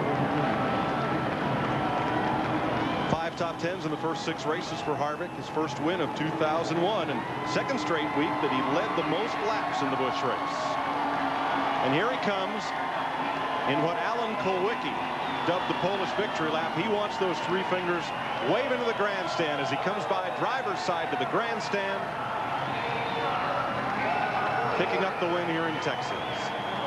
Well, what a job this kid has done. Running all the Busch Grand National races and the Winston Cup races. Dick Berggren. Here we go. Here we go. Here we go. Blow them out. Just bust them right there. Just bust them. He knows how to celebrate a victory. These kids, they kill me. Don't you love the smoke of a good Junior cigar? Johnson would have fired me if I'd have done one of his motors that way. Look at all that black rubber. Look at that smoking. Now let's go to Dick. Well, Kevin Harvick's whole crew has gone to victory lane, except his crew chief, Todd Berry, who's been standing here watching all that smoke. How important was your driver in today's win? I tell you what, you owe it all to that boy. He does a heck of a job. He's one that gets his car dialed in. I tell you, AC Delco Monte Carlo was on it all day. You know, we wasn't real good at the initial start of these. When the green came out, you know, we were a little bit weak. We were a little worried, but, you know, heck, I guess it pays to be a little nervous every now and then, huh? All right, congratulations to you, Todd. Go on and join your teammates for the celebration. Mike? Well, Kevin Harvick is now going to take a little ride around once again and find the way to victory lane the long way through. He didn't know where it was. Here these now, two here's guys. what happened at the finish. McMurray gets up underneath of him right here, underneath McMurray. David Starr does, and they rub a little bit. Right here, coming to the tri-oval, McMurray cuts him down, tries to hold him down so he doesn't get a run on him. He gets off in the grass, and away we go. This was a battle for position. These guys was battling for 16th, 1 lap down. Watch this, so watch those rear tires. Gas it, gas it. When she comes around back to the left, and keep right on trucking. Just what the textbook tells you That's to do. right. And they'll drive it on the truck instead of hoist it on the truck as a result. It's Harvick's 4th win in the Busch Series. He won 3 in his rookie season. This is his first of this year. He finished 9th in this race 1 year ago. Look at all that tire smoke still inside the car. And you know what this is doing? This is making the decision for that team and Richard Childress to run both series that much more difficult. That's right. He's right up there in the points in the Winston Cup. Here he is in leading the Busch Series. So let's go down to our MBNA winner circle. And there is all kinds of liquid flying. Whoa, the big Gatorade swing. Kevin Harvick, what a great finish. Your first win this year. Were you playing with him near the finish, or were you just trying to hold him off? I tell you what, this AC Delco car was awesome all day long. And, you know, Mike Skinner let us by there, and his car was equally good, and a few of them got by. And man, this place owed us one from last year. We had the dominant car, and to come back here and have a dominant car again is just awesome. How big to finally pick up your first win this season after being so close? Well, this AC Delco Chevrolet's been close. I mean, we had it last week at Bristol, I thought, in 2 seconds, and had a chance in a whole lot of places. But to have this happen, I mean, finally we got that thing broke. This is where we started running good last year, and can't say enough for these guys. He picks up his 4th career win. To Steve. With Jeff Burton, Jeff finished second. Jeff, tell us about the shootout with Kevin Harvick. Well, it was a great race. Real proud of the Gain Taurus. It was a really good car today. All my guys did a good job, first of all. We were a little bit quicker than he was, but when you catch a guy anymore, you just lose the air off the front end and you just can't go. But good day for us. Had a great day in the pits. That got us in position to have a chance to win. And that's about it. Good luck tomorrow. Thank you. Jeff Burton comes home second, and Jay Sauter got his career best finish in the Busch Series, finishing third. Greg Biffle, the highest placed rookie in the race, was seventh. Did you have a look down through? Well, we said it'd be exciting. And the flagman did get a workout. I Yes, mean, we he did did wave that yellow a lot, but it didn't affect the exciting finish that we had. Just a great run for Harvick. 6 caution flags, and of the drivers that took tires on that last caution, 2 gained positions, Nemechek and Skinner. Ashton Lewis dropped 3, and Kevin LePage ended up right where he restarted. Nemechek was the big gainer, though, Yes. on 4 fresh tires. And Jimmy Johnson did all right. He finished 8th, and they said they were hoping to stay inside the top 10, and they did. Look back through the rest of the results, and don't forget NASCAR Winston Cup action here at Texas Motor Speedway coming at you on Fox tomorrow. And final practice for that race coming up next on FX. Saw Jeff Green 32nd. You won't see that very often, but that's 2 weeks in a row he's been caught up in a crash. Kevin Harvick will pad his point lead as 5 of the drivers right behind him coming into this race had trouble, beginning with Kenny Wallace there on lap 3. So there's the new top 10, and Harvick's lead really is up there. It was 21 points. Now it's 115. Well, he opened that right up today, and of course, it's just been the dominant car so far. And we'll take you back through 30th in the point standings. Well, let's go back down trackside. Chris Myers. Look at that trophy. 25-year-old Kevin Harvick out of Bakersfield, California, the guy who replaced Dale Earnhardt Winston Cup, making a name for himself in the Busch Series. Jeff Hammond, and again, he won his Winston Cup race in Atlanta, a similar track as you pointed out earlier. He held on here. What should we expect from him tomorrow in the Winston Cup race? Well, I hate to tell you this right now, especially for all his competitors, but you can expect really the same thing from Mr. Harvick. He's going to be tough again tomorrow. These racetracks are very, very similar, and undoubtedly the man likes going fast. Yeah, Kevin Harvick has said, reiterated again this week, hey, I'm going full blast in both the Busch Series and the Winston Cup, and that means a lot of exciting racing to look for from Kevin Harvick. Don't forget, tomorrow on Fox Sports Net, we will take a close look at the big day ahead on NASCAR this morning, beginning at 10 Eastern. Coming up here in just about 20 minutes at 4 Eastern, 1 Pacific, you'll want to flip over to FX for the final Winston Cup tune-ups for tomorrow's 500-mile race, and then the Sunday lineup beginning with Fox Sports Net. Then on the pre-race show on Fox, Darrell Waltrip sits down an exclusive one-on-one interview with Dale Earnhardt Jr., who has the pole for tomorrow's race, and of course the defending champ. And then you'll see the race on Fox on the wrap-up on Victory Lane. Tune in to Fox Sports Net at that time. So Kevin Harvick, his first Busch victory of the year, coming here in Texas, increasing his points lead to 115 points. He is the Busch points leader, currently 13th in Winston Cup points. It was fast and furious. A look at some of the aggressive driving. 15 cars did not finish the race today, including Shauna Robinson, the guy who did finish. Kevin Harvick, one of the bright, young, talented drivers, with another victory. Don't forget FX in 20 minutes.